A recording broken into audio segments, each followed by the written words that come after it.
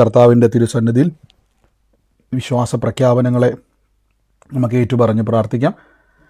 Calvary ക്രൂശിൽ കർത്താവ് എൻ്റെ പാപത്തെയും എൻ്റെ ശാപത്തെയും തൻ്റെ ശരീരത്തിൽ വഹിച്ചതിനാൽ കർത്താവ് ഞാൻ നീതിമാനും അനുഗ്രഹിക്കപ്പെട്ടവനുമാണ്. യഹോവ എൻ്റെ ഇടയനാകുന്നു, എനിക്കൊന്നിനും മുട്ടുണ്ടാകത്തില്ല. എൻ്റെ സഹായം ആകാശത്തെയും ഭൂമിയെയും ഉണ്ടാക്കിയ ദൈവത്തിൽ നിന്ന് വരുന്നു. എൻ്റെ രോഗത്തെയും എൻ്റെ ദാരിദ്ര്യത്തെയും കർത്താവ് ക്രൂശിൽ തൻ്റെ ശരീരത്തിൽ വഹിച്ചതിനാൽ എനിക്ക് ദിവ്യാരോഗ്യമുണ്ട്. ദീർഘായുസോടെ ഇരുന്ന് ഞാൻ കർത്താവിൻ്റെ പ്രവൃത്തികളെ ഇന്ന് വർണ്ണിക്കും. പാമ്പുകളെയും തേളുകളെയും ശത്രുവിൻ്റെ സകല ബലത്തെയും ചവിട്ടുവാൻ കർത്താവിൽ എനിക്ക് അധികാരമുണ്ട്. ഒന്നും ഒരിക്കലും ഒരു ദോഷവും എനിക്ക് വരുത്തത്തില്ല.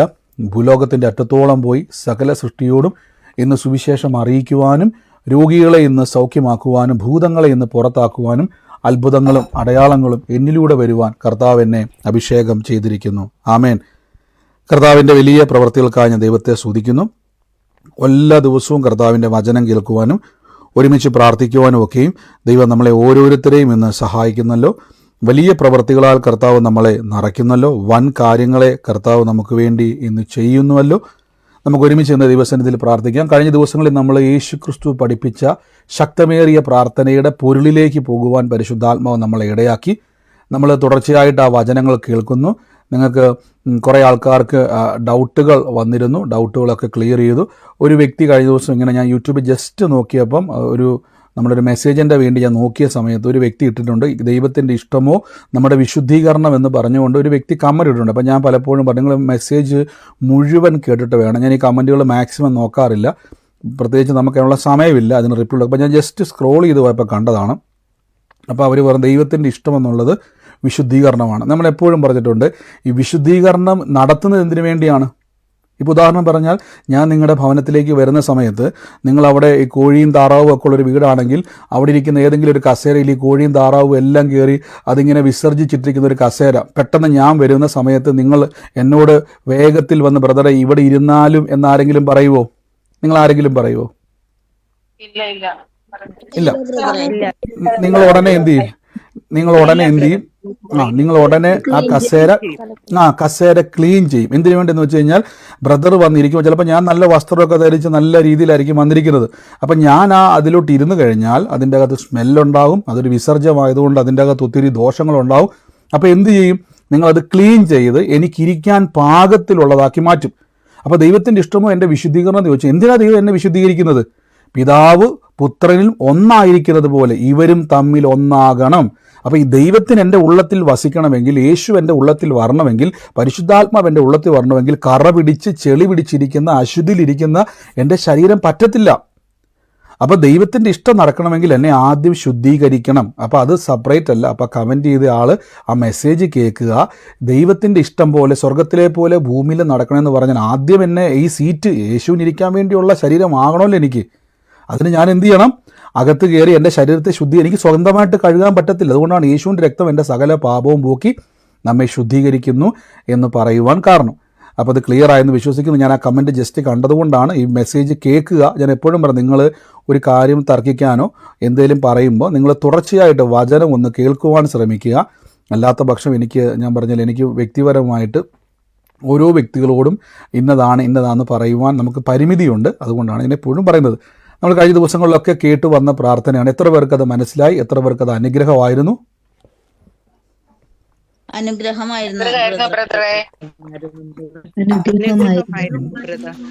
ആമേൻ. തീർച്ചയായും നമ്മൾ ഒരുമിച്ച്. അപ്പൊ നിങ്ങൾക്കൊരു തിരിച്ചറിവ്, ഒത്തിരി പേര് മെസ്സേജ് അയച്ചു ബ്രദറെ, വലിയൊരു തിരിച്ചറിവ് ഉണ്ടായെന്ന് ഒത്തിരി ആൾക്കാർ മെസ്സേജ് അയക്കാൻ ഇടയായി തീർന്നു. അവർ പലരും ആ പ്രാർത്ഥന നിർത്തുവാൻ ഇടയായി തീർന്നു. കാരണം അവർക്ക് ആ തിരിച്ചറിവുണ്ടായി, ഞാൻ ഇനിയും ആ പ്രാർത്ഥിക്കേണ്ട വ്യക്തിയല്ല, ഞാൻ ആ പ്രാർത്ഥനയുടെ അനുഗ്രഹത്തെ അനുഭവിക്കേണ്ട വ്യക്തിയാണെന്നുള്ള തിരിച്ചറിവിലേക്ക് വന്നു. അത് വലിയൊരു അനുഗ്രഹമാണ്. അപ്പോൾ നിങ്ങൾ ഇത് ചെയ്യണം, ഈ ദിവസങ്ങളിൽ കേൾക്കുന്ന ഈ സമയത്ത് നിങ്ങൾ ഒരു കമൻറ്റുകൾ ഇടല്ലേ. നിങ്ങൾ ആമേൻ അയക്കുന്നതിന് കുഴപ്പമില്ല. ഈ സമയത്ത് ഒന്നും ടൈപ്പ് ചെയ്യല്ലേ. ജസ്റ്റ് ഞാൻ ഈ സ്ക്രീനെ നോക്കുന്നുണ്ട്, കുഴപ്പമില്ല, സ്ക്രീനെ നോക്കുന്നുണ്ട്, എൻ്റെ ശ്രദ്ധ പെട്ടെന്ന് അങ്ങോട്ട് പോകും. അപ്പോൾ കർത്താവ് അനുഗ്രഹിക്കട്ടെ. അപ്പോൾ സ്വർഗസ്ഥനായ പിതാവേ എന്നുള്ള പ്രാർത്ഥന എപ്പോഴും നിങ്ങൾ പ്രാർത്ഥിക്കുമ്പോൾ ഓർത്തോണം, ഇനി പ്രാർത്ഥിക്കേണ്ട കാര്യമില്ല. കാര്യം ദൈവരാജ്യം നിങ്ങളിൽ ഇരിക്കുന്നു. ദൈവരാജ്യത്തിൻ്റെ ഇനി ബാക്കി നിങ്ങൾ എന്ത് ചെയ്യണം? ഈ ദൈവരാജ്യത്തിൽ എന്തെല്ലാം ഉണ്ടോ അതൊക്കെയും നിങ്ങൾ എന്ത് ചെയ്യണം? അറിയണം. ഇത് നിങ്ങൾ അറിഞ്ഞ് മനസ്സിലാക്കണം. അപ്പോൾ ഇന്ന് ഞാൻ മറ്റൊരു കാര്യം എന്ന് പറയാൻ വേണ്ടി പോവാണ്. ഒത്തിരി ആൾക്കാർക്ക് കൺഫ്യൂഷൻ ഉണ്ടായി. കുറേ ആൾക്കാർ ഇപ്പോഴും മെസ്സേജ് അയക്കും, ബ്രദറെ മിറക്കിൾ മണിയെ പറ്റിയാണ് നമ്മളത്. മിറക്കിൾ മണിയും ദൈവരാജ്യവും തമ്മിൽ എന്താണ് ബന്ധം എന്ന് ഞാൻ പറഞ്ഞു തരാം. അപ്പോൾ ഇന്ന് ഓരോ വിഷയങ്ങൾ നമ്മൾ ഈ ദിവസങ്ങളിൽ ആഗ്രഹിക്കുന്നു. ദൈവരാജ്യത്തിലുള്ള എന്തൊക്കെ ദൈവരാജ്യത്തിലുണ്ട്. അപ്പോൾ ഞാൻ കഴിഞ്ഞ ദിവസം പറഞ്ഞു, നിങ്ങളൊരു രാജ്യത്ത് വന്നിട്ട്, ഇപ്പം ഞാൻ ഇപ്പോൾ ഇരിക്കുന്ന ഈ ഒരു രാജ്യത്ത്, പ്രത്യേകിച്ച് ഈ ഒരു രാജ്യത്തിൻ്റെ ഒരു പ്രത്യേകത പറയുക, ഇവിടെ ഭയങ്കര തണുപ്പാണ്. ഇപ്പോൾ എനിക്ക് തോന്നുന്നത് -5 -6 എന്നാണ്ടാന്ന് തോന്നും. 6 -6 നിൽക്കുന്നത്. അപ്പോൾ ഇവിടെ ഞാനിപ്പോൾ പുറത്തോട്ട് പോയ സമയത്ത് ഡ്രസ്സെല്ലാം ഇട്ട്, ജാക്കറ്റെല്ലാം ഇട്ട്, ക്യാപ്പ് ഇട്ട്, എല്ലാം മൂടി പുതച്ചാണ് ഞാൻ പുറത്തോട്ട് ഇറങ്ങിയത്. അപ്പോൾ ഞാൻ തിരിച്ച് വന്നിട്ട് ഇങ്ങനെ വിറച്ചിരിക്കുന്ന സമയത്ത് ഞാൻ പറയും, എന്തൊരു തണുപ്പാണ്, ഇവിടെ വന്നിട്ട് എന്തൊരു തണുപ്പാന്ന് പറഞ്ഞപ്പോൾ എൻ്റെ വൈഫ് പറയുകയാണ്, ഒരു കാര്യം ചെയ്യും, ആ ഹീറ്റർ ഓണാക്കി ഉടനെ എനിക്ക് ചൂട് വന്നു. ഞാൻ ഈ 2-3 ഉടുപ്പുകളൊക്കെ ഊരി മാറ്റി ഞാനവിടെ ഫ്രീ ആയിട്ട് നമ്മുടെ വീട്ടിലിരിക്കുന്നത് പോലെ, നാട്ടിലിരിക്കുന്നത് പോലെ ഇരുന്നു. അപ്പോൾ ഈ ഫെസിലിറ്റി ഞാൻ യൂസ് ചെയ്യണം. ഞാൻ ആ ഫെസിലിറ്റി യൂസ് ചെയ്യുമ്പോഴാണ് എനിക്ക് എൻ്റെ ഈ രാജ്യത്തിൻ്റെ ഗുണങ്ങൾ എനിക്കുണ്ടാകത്തുള്ളൂ. യേശുവിലായതുകൊണ്ട് നിങ്ങൾ ഒരിക്കലും അനുഗ്രഹിക്കപ്പെടത്തില്ല. യേശുവിലുള്ളവർ യേശുവിൽ എന്തെല്ലാം ഉണ്ടോ അത് നിങ്ങൾ അനുഭവിക്കണം. അപ്പം ഞാൻ കഴിഞ്ഞ ദിവസം പറഞ്ഞായിരുന്നു, നമ്മൾ ആശയവിനിമയം നടത്തണമെങ്കിൽ ഒരു രാജ്യത്ത് ചെല്ലുമ്പോൾ ആ രാജ്യത്തിനൊരു കറൻസി ഉണ്ട്. ആ കറൻസിയിലൂടെയാണ് നമ്മൾ വിനിമയങ്ങൾ നടത്തുന്നത്. ഒരു സാധനം നിങ്ങൾക്ക് ആവശ്യമുണ്ട്, പക്ഷേ നിങ്ങളുടെ കറൻസി നല്ല ഡോളറോ പൗണ്ടോ അല്ലെങ്കിൽ എന്താ പറയുന്നത് KD-യോ എന്തോ ആയിക്കോട്ടെ, നിങ്ങളുടെ ഉണ്ടെങ്കിൽ മാത്രമേ നിങ്ങൾക്ക് ആശയവിനിമയം നടത്താൻ പറ്റത്തുള്ളൂ. അതുപോലെ വിനിമയം നടത്തുന്ന ദൈവം തന്നേക്കുന്ന ഒരു കാര്യമാണ് ഫെയ്ത്ത്, വിശ്വാസം. ഇത് കറക്റ്റായിട്ട് ഉപയോഗിക്കാൻ പഠിക്കണം. ഞാൻ ചിലർ പറയത്തില്ലേ, നിങ്ങൾ പൈസ കിട്ടുന്നതിലല്ല, അത് ഉപയോഗിക്കാൻ പഠിക്കണമെന്ന് പറയത്തില്ല. അതേപോലെ വിശ്വാസം കിട്ടിയതുകൊണ്ട് കാര്യമില്ല, അത് ഉപയോഗിക്കുവാൻ അറിയണം. വിശ്വാസം ഉപയോഗിക്കാൻ അറിയത്തില്ലെങ്കിൽ നിങ്ങൾക്ക് ഒരിക്കലും ദൈവത്തിൻ്റെ അനുഗ്രഹങ്ങളെ കാണാൻ പറ്റത്തില്ല. എബ്രായ ലേഖനത്തിൽ പറയുന്നു 6-ാം അധ്യായത്തിൽ, ദൈവത്തിൻ്റെ അടുക്കൽ വരുന്നവൻ ദൈവം ഉണ്ടെന്നും തന്നെ അന്വേഷിക്കുന്നവർക്ക് പ്രതിഫലം ഉണ്ട് എന്നും വിശ്വസിക്കണം. വിശ്വാസം കൂടാതെ ദൈവത്തെ പ്രസാദിപ്പിക്കുവാൻ കഴിയുകയില്ല. അപ്പോൾ വിശ്വാസത്താൽ മാത്രമേ ദൈവത്തിൽ നിന്ന് എന്തെങ്കിലുമൊക്കെ നമുക്ക് നേടുവാൻ, അനുഭവിക്കുവാനും കഴിയത്തുള്ളൂ. ഇന്ന് ഞാൻ ആ വാക്യത്തിൽ ഒന്ന് വരാൻ വേണ്ടി പോവാണ്. മത്തായിയുടെ സുവിശേഷത്തിലെ ആ വാക്യത്തിലേക്ക് ഒന്ന് കിടക്കുവാണ്. പരിചിതമായ വാക്യമാണ്. എപ്പോഴും നമ്മൾ കഴിഞ്ഞ ദിവസം പറഞ്ഞ് നിർത്തി കൊടുത്തിട്ടാണ്. നിങ്ങൾക്കത് കാണാൻ പറ്റുന്നുണ്ടെന്ന് ഞാൻ വിശ്വസിക്കുന്നു. മുമ്പേ അവൻ്റെ രാജ്യവും നീതിയും അന്വേഷിപ്പിൻ, അതോടുകൂടെ സകലതും നിങ്ങൾക്ക് ലഭിക്കും എന്നിവിടെ പറയുന്നുണ്ട്. മുമ്പേ അവൻ്റെ രാജ്യവും നീതിയും അന്വേഷിപ്പിൻ, അതോടുകൂടെ സകലതും കിട്ടും. അപ്പം നമ്മൾ പലപ്പോഴും പറയാറുണ്ട്, ഞാൻ നിങ്ങളോട് പലരുടെയും ഒരു ചോദ്യമാണ്, ഈ സാമ്പത്തിക അനുഗ്രഹത്തെപ്പറ്റി എപ്പോഴും ബ്രദർ പറയുന്നേക്കാമല്ലോ, ഈ ക്രിസ്തുവിലുള്ള എപ്പോഴും ഈ അനുഗ്രഹം എന്ന് പറയുന്നത് കൊണ്ട് ആളുകൾ വഴിതെറ്റി പോകത്തില്ലേ എന്നോട് ചോദിക്കാറുണ്ട്. പല ആൾക്കാരും ബ്രദറെ അനുഗ്രഹത്തിൻ്റെ പുറകെ ആൾക്കാർ ഇങ്ങനെ ഓടി തളരത്തില്ലേ? നിങ്ങൾ ശ്രദ്ധിച്ചാൽ മതി, യേശു ക്രിസ്തു ജനത്തിൻ്റെ അടുക്കൽ വന്നിട്ട് നിങ്ങൾ കഷ്ടതയുണ്ടാകുന്നോ, നിങ്ങൾ നശിച്ചു പോകുമെന്നോ, തകർന്നു പോകുമെന്നോ ഒരു സ്ഥലത്ത് പോലും കർത്താവ് പറയുന്നില്ല. ഇനി നഷ്ടമുണ്ടായാൽ 100 ഇരട്ടി നിനക്ക് അനുഗ്രഹമുണ്ട്. ഈ ഭൂമിയിൽ മാത്രമല്ല, വരുവാനുള്ള ലോകത്തിലും 100 ഇരട്ടി നിനക്ക് ലഭിക്കുമെന്ന് യേശു പറയുന്നുണ്ട്. അപ്പം അനുഗ്രഹം ഒരിക്കലും ദൈവത്തിനെതിരല്ല, ശാപമാണ് ഇതിനെല്ലാം നിങ്ങൾക്ക് എതിരെ വരുന്നത്. അപ്പം നിങ്ങൾ എപ്പോഴും ഓർത്തോണം, കർത്താവിൽ വിശ്വസിക്കുന്ന ഒരു വ്യക്തി, ക്രിസ്തു യേശുവിലായിരിക്കുന്ന ഒരു വ്യക്തി ദൈവത്താൽ അനുഗ്രഹിക്കപ്പെടണം. അപ്പോൾ ഒത്തിരി ആൾക്കാർ ചോദിച്ചു, എന്താണ് ഈ മിറക്കിൾ മണി എന്ന് പറയുന്നത് എന്നാന്നുള്ളത് പല ആൾക്കാരും ചോദിച്ചു. അപ്പോൾ പല ആൾക്കാരും സങ്കടത്തോടെ ചിലർക്കത് ലഭിക്കുവാനിടയായി തീർന്നു. ചിലർ പിന്നെയും കംപ്ലൈൻറ്റ് പറയാം, എനിക്കൊന്നും കിട്ടിയില്ല, ചിലർക്കത് കിട്ടി. അപ്പം ഞാനൊരു വാക്ക് പറയാം, എന്താണ് ഈ മിറക്കിൾ മണി? തെറ്റിദ്ധരിക്കല് എന്താണെന്നുള്ളതൊന്ന് പറഞ്ഞു തരാം. ഈ മിറക്കിൾ, അത്ഭുതം എന്ന വാക്കിൻ്റെ അർത്ഥം എന്തുവാ? ഒന്ന് പറഞ്ഞു. അത്ഭുതം എന്ന വാക്കിൻ്റെ അർത്ഥം എന്തുവാ? സംഭവിക്കാൻ സാധ്യതയില്ലാത്തത്, അപ്രതീക്ഷിതമായി സംഭവം,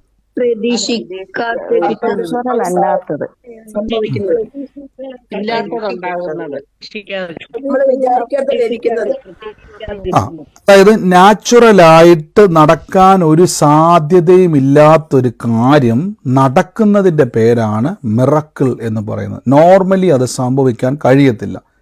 നോർമലായിട്ട് അല്ലെങ്കിൽ ഒരു സാധാരണ രീതിയിൽ നമ്മുടെ ഈ പ്രാർത്ഥനയെ വന്നിട്ട് 10, 15, 20 വർഷമായിട്ടുണ്ടായിരുന്ന രോഗം സൗഖ്യമായ ആരെങ്കിലും ഇപ്പോൾ പ്രാർത്ഥനയ്ക്കുള്ളവരുണ്ടോ? അത്രയും വർഷമായിട്ട് രോഗത്താലായിരുന്നവർ ഈ സൗഖ്യം നടന്നവരാരെങ്കിലും ഇന്ന് പ്രാർത്ഥനയ്ക്കുള്ളവരുണ്ടോ? എന്തായിരുന്നു രോഗം ബ്രദറെ? എന്തായിരുന്നു? നടുവേദന എത്ര വർഷമായിരുന്നു ബ്രദറിനത്? ഒരു മിനിറ്റ്, ആ ബ്രദർ മാത്രം സംസാരിച്ച് വേറെ ആരും ഇപ്പം പറയല്ലേ. ആ ബ്രദർ പറഞ്ഞേ. 25-30 വർഷത്തിന് മേൽ പഴക്കമുള്ളതായിരുന്നു. നടുവേദനയായിരുന്നു. പ്രാർത്ഥിക്കുന്ന സമയത്ത് അപ്പ സൗഖ്യം വന്നു ബ്രദറിന്. അന്ന് എനിക്ക് പറയാൻ പറ്റില്ല. പിറ്റേ ദിവസം ഞാൻ പറഞ്ഞതിന് സാക്ഷ്യം. അതല്ല, പ്രാർത്ഥിക്കുന്ന സമയത്ത് അപ്പൊ തന്നെ രോഗം സൗഖ്യമായി. പറഞ്ഞത് പിറ്റേ ദിവസമാണ്. അന്നേരം അത് കുറഞ്ഞു വന്നിട്ട് എനിക്ക് പിറ്റേ ദിവസം ആയപ്പോഴത്തേന് വളരെ അതായത് നല്ലതുപോലെ മാറിയതിനു ശേഷമാണ് ഞാൻ സാക്ഷ്യം പറഞ്ഞത്. നല്ലപോലെ മാറിയതിനു ശേഷം. അതിന്റെ അർത്ഥം ഒരു ട്രീറ്റ്മെന്റും ആ സമയത്ത് ചെയ്തില്ല, പ്രാർത്ഥന മാത്രമേ ചെയ്തുള്ളൂ. അത്രേ ഉള്ളൂ. 25 വർഷമായിട്ടുള്ള. അതെ, 25 വർഷം മേളിലാണ്. ഞാൻ അത് കുറച്ച് പറഞ്ഞെന്നുള്ളൂ. 25 വർഷത്തിന് മേളിലായി. ഇപ്പം ഞാൻ ചോദിച്ച വേറൊന്നുമല്ല. അപ്പം 25 വർഷത്തിന് മേളിലായിട്ടുള്ള ഈ ബ്രദറിൻ്റെ അസുഖത്തെ നമ്മൾ സാക്ഷ്യം കേട്ടതാണ്. ഞാൻ ഇതിനടുത്ത് ഒത്തിരി പേരുണ്ട് ഇതിനകത്ത് സാക്ഷ്യം പറയാൻ വേണ്ടി. ഞാൻ ഇടയ്ക്ക് ചോദിക്കുവേ, അപ്പോൾ എല്ലാവരും ഒന്ന് റെഡി ആയിക്കോണം. അപ്പോൾ എന്താണ് ഈ മിറക്കിൾ എന്നുള്ളത് പറഞ്ഞു തരാം, എങ്ങനെ നമ്മളിൽ സംഭവിക്കും. അപ്പോൾ 25 വർഷം, അപ്പോൾ അദ്ദേഹം പറഞ്ഞു 25 വർഷത്തിന് മുകളിലായി. അപ്പം രോഗസൗഖ്യത്തിൻ്റെ പ്രാർത്ഥനയുടെ ഏറ്റവും ഒടുവിലത്തെ സമയത്ത് അദ്ദേഹം കൈവച്ചു. നമ്മൾ ആ സാക്ഷ്യം കേട്ടതാണ്. അദ്ദേഹം കൈവച്ചു. 25 വർഷമായിട്ട് ഒരു ട്രീറ്റ്മെൻറ്റ് ചെയ്തിട്ട് മാറ്റമില്ലാത്തത് സെക്കൻഡുകൾക്കകത്ത് ആ വേദന പൂർണ്ണമായി സൗഖ്യമായി. അത് ചെക്ക് ചെയ്തതിന് ശേഷം പൂർണ്ണമായി മാറിയോ എന്ന് കൺഫേം ചെയ്തതിന് ശേഷം പിന്നെയാണ് അദ്ദേഹം സാക്ഷ്യം പറഞ്ഞത്. അപ്പോൾ അത്രയും വർഷമായിട്ടുള്ള രോഗം ഒരു ട്രീറ്റ്മെൻറ്റും ചെയ്യാതെ, ഒന്ന് ആലോചിക്കുക, വെറും ഒരു പ്രാർത്ഥന, യേശുവിൻ്റെ തിരുമുറിവിനാൽ സൗഖ്യം വന്നിരിക്കുന്നൊരു വചനവും ഒരു പ്രാർത്ഥനയും കൊണ്ട് അത്രയും കാലപ്പഴക്കം ചെന്ന ഒരു രോഗം മാറി. ഞാൻ ചോദിച്ചോട്ടെ, നിങ്ങളൊന്ന് ചിന്തിച്ച്, ബുദ്ധിയിൽ ചിന്തിച്ചാൽ ഇത് നടക്കാൻ വല്ല സാധ്യതയുണ്ടോ? ബുദ്ധി കൊണ്ട് ചിന്തിച്ചാൽ, മാനുഷിക ബുദ്ധിയിൽ.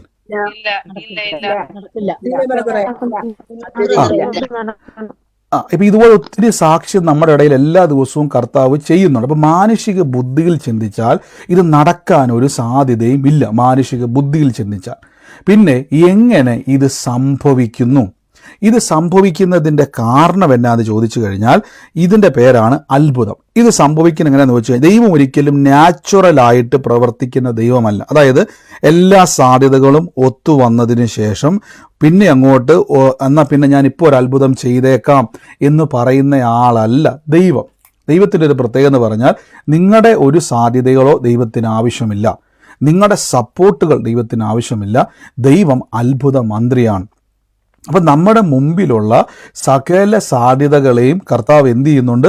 ദൈവം നോക്കാതെ ദൈവത്തിലുള്ള സാധ്യതകളെ കർത്താവ് എന്ത് ചെയ്യുന്നു? ഉപയോഗിച്ചിട്ടാണ് ദൈവം പ്രവർത്തിക്കുന്നത്.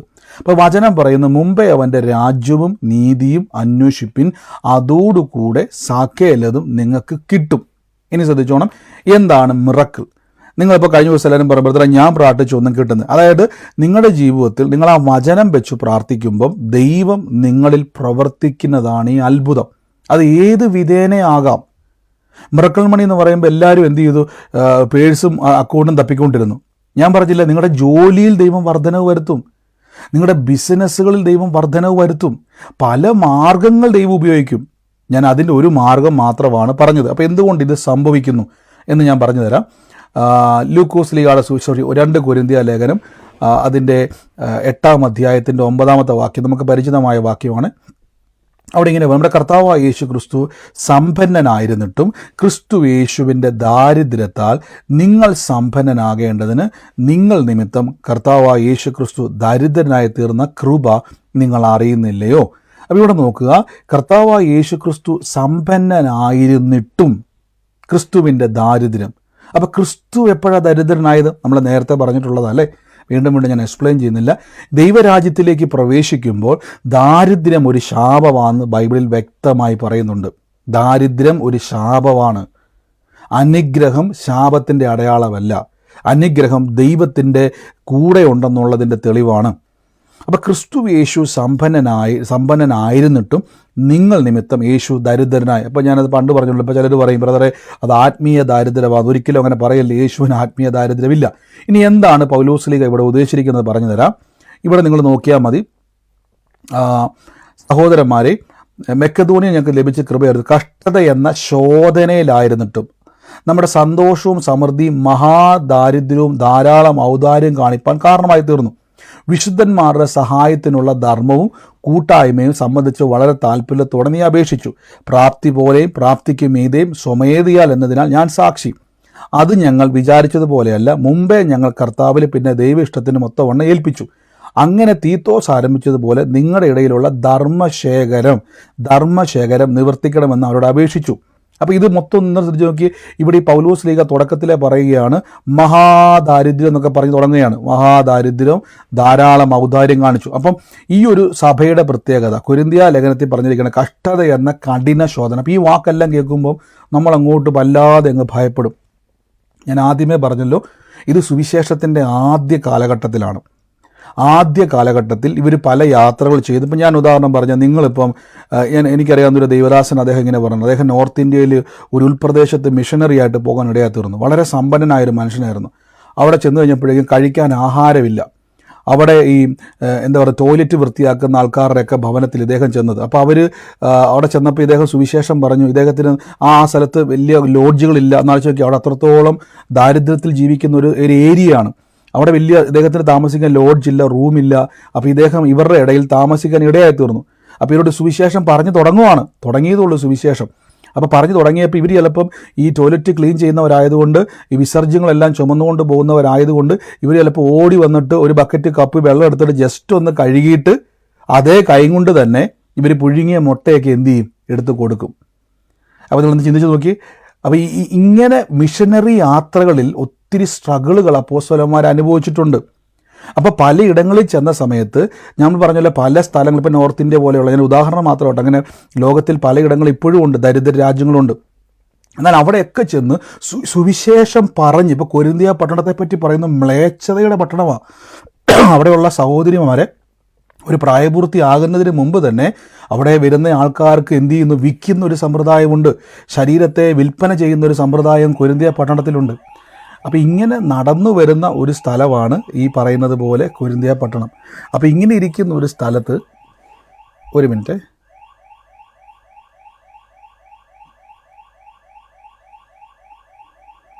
നിങ്ങൾ ഹോൾഡ് ചെയ്യണേ.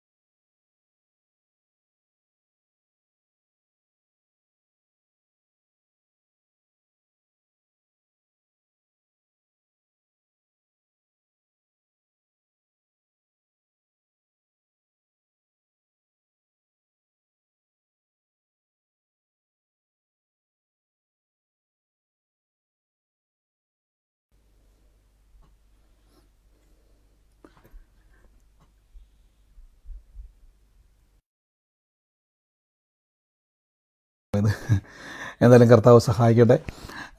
അപ്പോൾ ഇവിടെ ശ്രദ്ധിച്ചോണം. അപ്പോൾ ആ പട്ടണത്തിൽ ഇവർ ചെല്ലുന്ന ഓരോ പട്ടണത്തിൽ, ഇപ്പോൾ ഞാൻ പറയാം, നിങ്ങളിപ്പോൾ തകർന്നിരിക്കുന്ന ഒരു ഭവനത്തിൽ ഞാൻ ആദ്യമായിട്ട് സുവിശേഷം വരുമ്പോൾ നിങ്ങളുടെ അവസ്ഥകൾക്കകത്തൊരു മാറ്റം വന്നിട്ടില്ല. പക്ഷേ ഞാൻ സുവിശേഷം പറയും. ഇപ്പോൾ അദ്ദേഹം പറഞ്ഞ 25 വർഷമായിട്ട് രോഗിയായിട്ട് ഇരിക്കുമായിരുന്നു, നടുവേദനയാൽ ഭാരപ്പെടുമായിരുന്നു, പല ട്രീറ്റ്മെൻറ്റ് ചെയ്ത് മാറിയില്ല. അപ്പോൾ ഇദ്ദേഹത്തോട് ഞാൻ സുവിശേഷം പറഞ്ഞ് അദ്ദേഹത്തിന് വേണ്ടി പ്രാർത്ഥിക്കുന്ന ഒരു പീരീഡുണ്ട്. ഈ സൗഖ്യത്തിലേക്കും വിടുതലിലേക്കും ഉയർച്ചയിലേക്കും നടക്കുന്നൊരു സമയമുണ്ട്. ഈ സമയത്തിലാണ് പൗലോസ് ലീഗ പലപ്പോഴും പറഞ്ഞു ഇവരനുഭവിച്ച സ്ട്രഗിളുകൾ അവർ രേഖപ്പെടുത്തിയിട്ടുണ്ട്. അപ്പം മഹാദാരിദ്ര്യം എന്നൊക്കെ പറയുമ്പോൾ നിങ്ങൾ ഒരിക്കലും ചിന്തിക്കല് കർത്താവിലുള്ളവന് ദരിദ്രനല്ല. എന്നിട്ട് പൗലോസ് ഇത് പറഞ്ഞു വരുവാണ്, ഒരു ധർമ്മശേഖരനെ പറ്റി പറയുകയാണ്. ഞാൻ പലപ്പോഴും പറഞ്ഞിട്ടുണ്ട്, ഈ കർത്താവിൻ്റെ സുവിശേഷ വേലയ്ക്ക് വേണ്ടി വിതയ്ക്കുന്ന ആൾക്കാർ ഈ നിങ്ങളോട് പറയുന്നത് നമ്മുടെ ഏറ്റവും വലിയ അനുഗ്രഹത്തിൻ്റെ ഒരു സ്രോതസ്സാണ് കർത്താവിൻ്റെ വേലയിൽ നമ്മൾ വിതയ്ക്കുന്നത്. അപ്പം ഞാനത് പലപ്പോഴും കൂടെ പറഞ്ഞിട്ടുണ്ട്, ഒരിക്കലും ഇത് പിരിവല്ല. ഇപ്പോൾ പൗലോസ് ലീഗ പറഞ്ഞു കൊണ്ടാണ് ഇവർ പറഞ്ഞു വരുമ്പം അവിടെ പറയുകയാണ് വലിയൊരു ധർമ്മശേഖരണത്തെപ്പറ്റി ശ്രദ്ധിച്ച് നോക്കിയാൽ വലിയൊരു ധർമ്മശേഖരം നോക്കി, ധർമ്മവും കൂട്ടായ്മ. അപ്പോൾ ധർമ്മം എന്ന് പറഞ്ഞാൽ നിങ്ങൾക്ക് മനസ്സിലായി, ധർമ്മം എന്ന് പറഞ്ഞാൽ പെട്ടെന്ന് നിങ്ങളുടെ മനസ്സിലേക്ക് വരുന്നത് എന്തുവാ? ധർമ്മം എന്ന് പറഞ്ഞാൽ ആൾക്കാർക്ക് കൊടുക്കുന്നത്,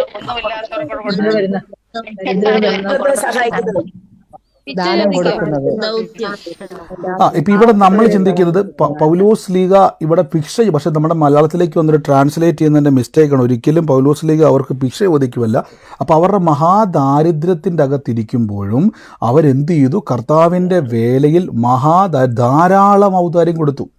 അപ്പോൾ ഇത് കൊടുത്തു കഴിഞ്ഞപ്പം ചില ആൾക്കാർ, ഇപ്പം നമ്മളെപ്പോലെ അല്ലെങ്കിൽ ചില ആൾക്കാർ പറയും, ഒന്നും ഇല്ലാത്തവരെന്നൊക്കെ പിടിച്ചു മേടിച്ചിട്ടാണോ ഇവരെന്ത് ചെയ്യുന്നത്, ദശാംശവും സ്വോത്രകാഴ്ചയൊക്കെ മേടിക്കുന്നത്, കള്ളന്മാരെന്നൊക്കെ പറഞ്ഞുകൊണ്ട് ആ കാലഘട്ടത്തിലും കുറേ ആൾക്കാർ വന്നു. അപ്പം ഇങ്ങനെ വന്ന സമയത്ത് താഴേക്ക് വരുമ്പോൾ പൗലോസ്ലീഹ പറയുകയാണ്, നിങ്ങൾ അതുകൊണ്ടാണ് പറഞ്ഞത് നമ്മുടെ കർത്താവായ യേശു ക്രിസ്തു സമ്പന്നനായിരുന്നിട്ടും. കണ്ടോ, ഈ കാര്യത്തെ പറ്റി പറഞ്ഞിരിക്കുന്നത് തൊട്ടുമുള്ളത്തെ വാക്യം നോക്കിയാൽ മതി. ധർമ്മകാര്യത്തിൽ നിങ്ങൾ എന്ത് ചെയ്യണം, മുന്തി വരുവിൻ. എന്നിട്ട് പറയണ കർത്താവായ യേശു ക്രിസ്തു സമ്പന്നനായിരുന്നിട്ടും ക്രിസ്തുവിൻ്റെ ദാരിദ്ര്യത്താൽ നിങ്ങൾ സമ്പന്നനാകേണ്ടതിന് നിങ്ങൾ നിമിത്തം യേശു ക്രിസ്തു ദരിദ്രനായി തീർന്നിരിക്കുന്നു. ശ്രദ്ധിച്ചു നോക്കി. അപ്പോൾ നിങ്ങൾ നിമിത്തം യേശു ക്രിസ്തു ദരിദ്രനായി തീർന്നിരിക്കുന്നു. അപ്പോൾ അവരോട് പറയുകയാണ്, നിങ്ങൾ ഇപ്പോൾ അനുഭവിക്കുന്ന ഈ മഹാദാരിദ്ര്യം എന്നേക്ക് നിലനിൽക്കത്തില്ല. നീ ദിവസങ്ങളിൽ പറയണം, കർത്താവായ യേശു ക്രിസ്തു നിന്റെ ദാരിദ്ര്യം വഹിച്ചിരിക്കുന്നു. അപ്പോൾ ദാരിദ്ര്യം വരാൻ കാരണം എന്തുവാ?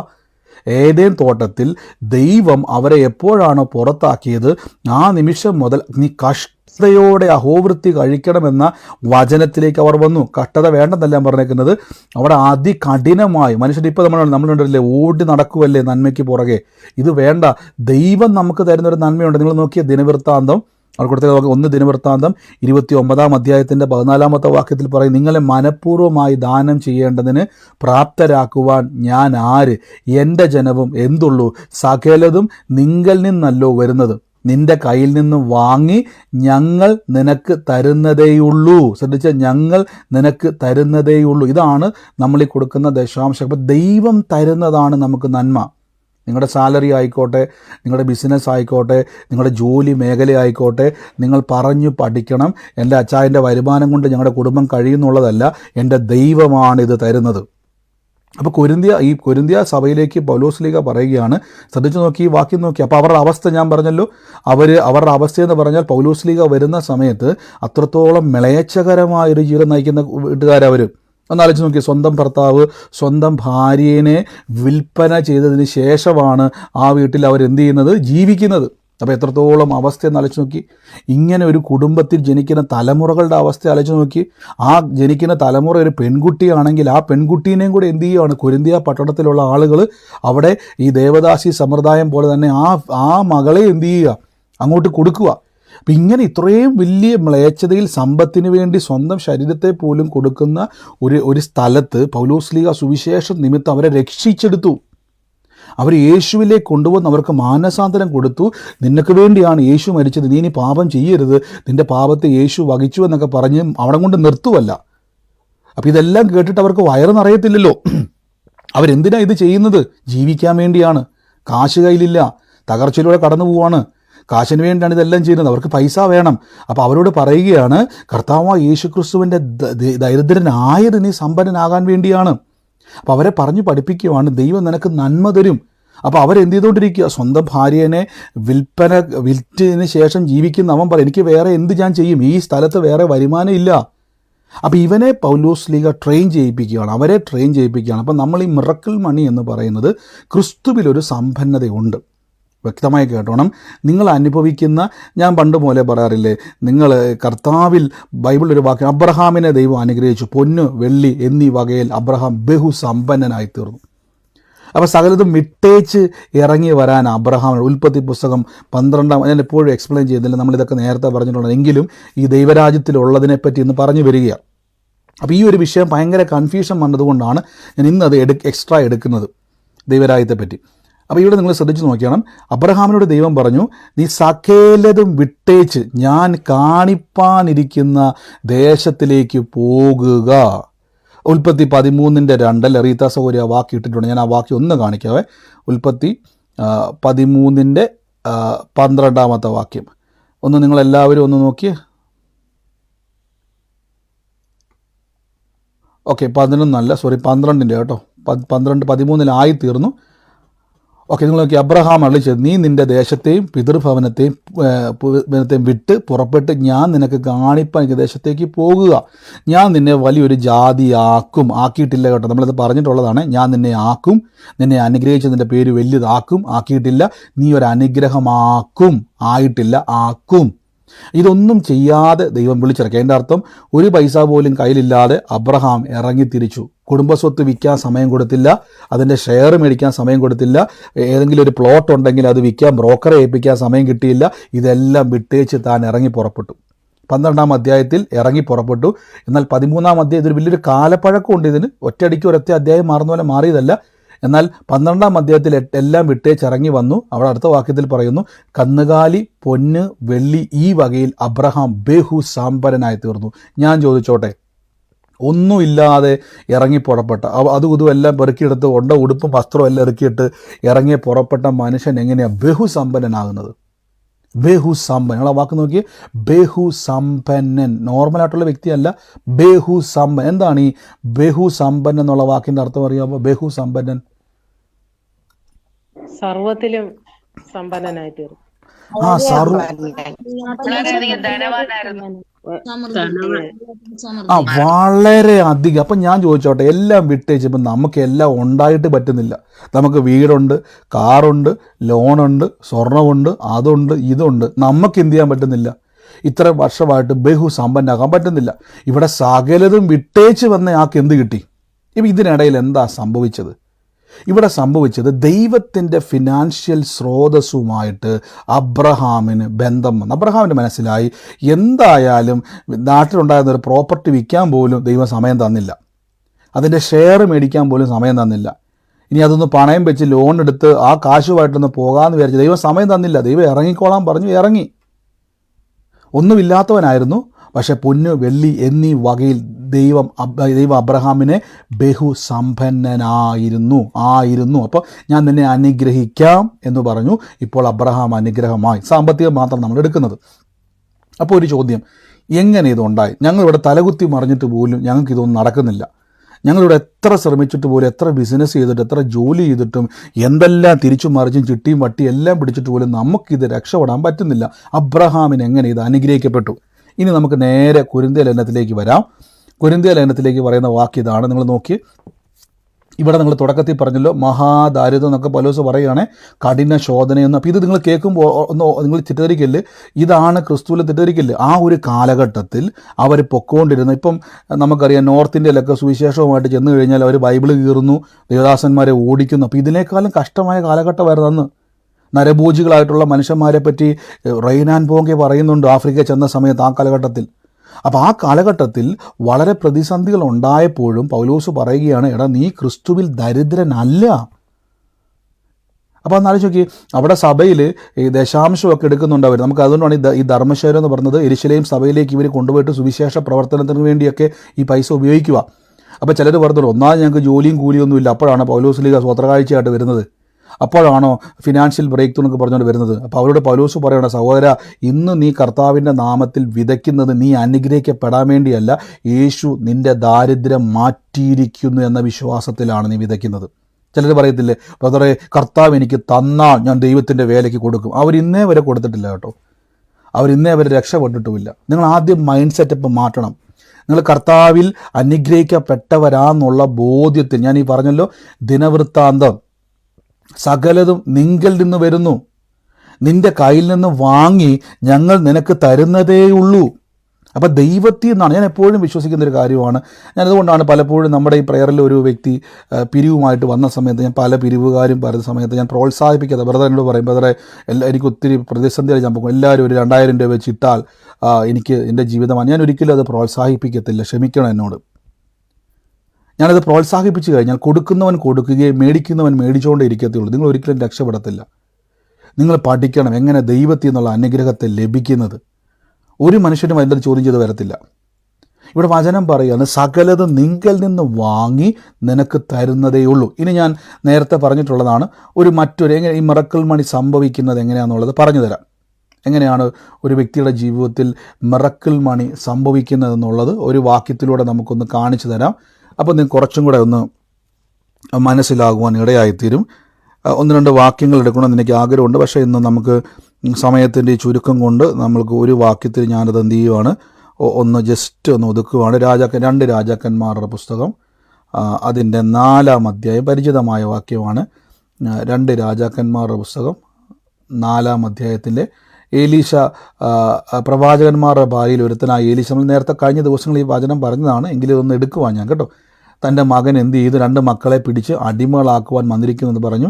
ഏലി ശൗലോട്, ഞാൻ നിനക്ക് എന്ത് ചെയ്തു തരണമെന്ന് പറയുവിൻ, വീട്ടിലിരിക്കുന്നതൊക്കെ എന്തുള്ളൂ എന്ന് ചോദിച്ചു. 1 ഭരണി എണ്ണയല്ലാതെ ഒന്നുമില്ല എന്ന് പറഞ്ഞു. അതിനവൻ, നീ ചെന്ന് അയൽവക്കത്തെ വെളുംപാത്രങ്ങളൊക്കെ വാങ്ങിക്കുക, പാത്രങ്ങൾ കുറവായിരിക്കരുത്. പിന്നെയും നീ നിൻ്റെ മക്കളും അകത്ത് കയറി വാതിലടച്ച് പാത്രത്തിലൊക്കെയും എണ്ണ പകർന്ന് നിറഞ്ഞ് ഒരു ഭാഗത്തേക്ക് മാറ്റിവെക്കുക. അവൾ അങ്ങനെ അവിടെ ചെന്ന് മക്കളെ കൂട്ടി അകത്ത് വാതിലടച്ചു. അടുക്കൽ ചെന്ന് പാത്രങ്ങളെ വെച്ച് പകരുകയും ചെയ്തു. പാത്രത്തിൽ എണ്ണ നിറഞ്ഞ ശേഷം അവൾ തൻ്റെ മകനോട്, ഇനിയും പാത്രം കൊണ്ടുവരിക എന്ന് പറഞ്ഞു. അവളോളം പാത്രം ഒന്നുമില്ല എന്ന് പറഞ്ഞു. അപ്പോൾ എണ്ണ നിന്നുപോയി. അപ്പം നമുക്കിതറിയാം, ഈ വചനം ഞാൻ നേരത്തെ പറഞ്ഞിട്ടുണ്ട്. അപ്പോൾ എണ്ണ നിന്നുപോയി. ആമേൻ. അപ്പോൾ കഴിഞ്ഞ ദിവസങ്ങളിൽ നമ്മൾ കേട്ടായിരുന്നു ഈ വാക്യങ്ങളിൽ, ഈ വചനങ്ങളെ പറ്റി കേട്ടായിരുന്നു. ഇത് ഒരു തരി എണ്ണ കൊണ്ട് പാത്രങ്ങളെ നിറച്ചു. ഞാൻ ചോദിച്ചോട്ടെ, ഞാൻ പണ്ട് ചോദിച്ചിട്ടുള്ളതാണെങ്കിലും ഈ മിറക്കിൾ മണി ഒത്തിരി ആൾക്കാർക്ക് സംശയം വന്നിട്ട് ചിലർക്ക് കിട്ടും, ചിലർക്ക് കിട്ടുന്നില്ല എന്ന് പരാതിക്കാരോടൊക്കെ ഞാൻ പറഞ്ഞു, ശ്രദ്ധിച്ച് കേൾക്കുക, വചനം ശ്രദ്ധിച്ച് കേൾക്കുക. ഇവിടെ നോക്കിക്കോണം, അവിടെ ഉണ്ടായിരുന്നത് അല്പം എണ്ണയാണ്. ഒരു കുപ്പി, ഞാൻ ഉദാഹരണം പറയാം, ഒരു ഭരണി എണ്ണ 2-3 അണ്ടാകോ ചെമ്പോ കുടവോ കൊണ്ടുവന്ന് കഴിഞ്ഞാൽ ഈ ഒരു ഭരണി എണ്ണ നിറയ്ക്കാൻ എത്ര പാത്രം വേണ്ടി വരും? ഒന്ന് പറഞ്ഞു, എത്ര കുടം വേണ്ടി വരും? ഒരു ഭരണി എണ്ണ ഒന്ന് പറഞ്ഞ്.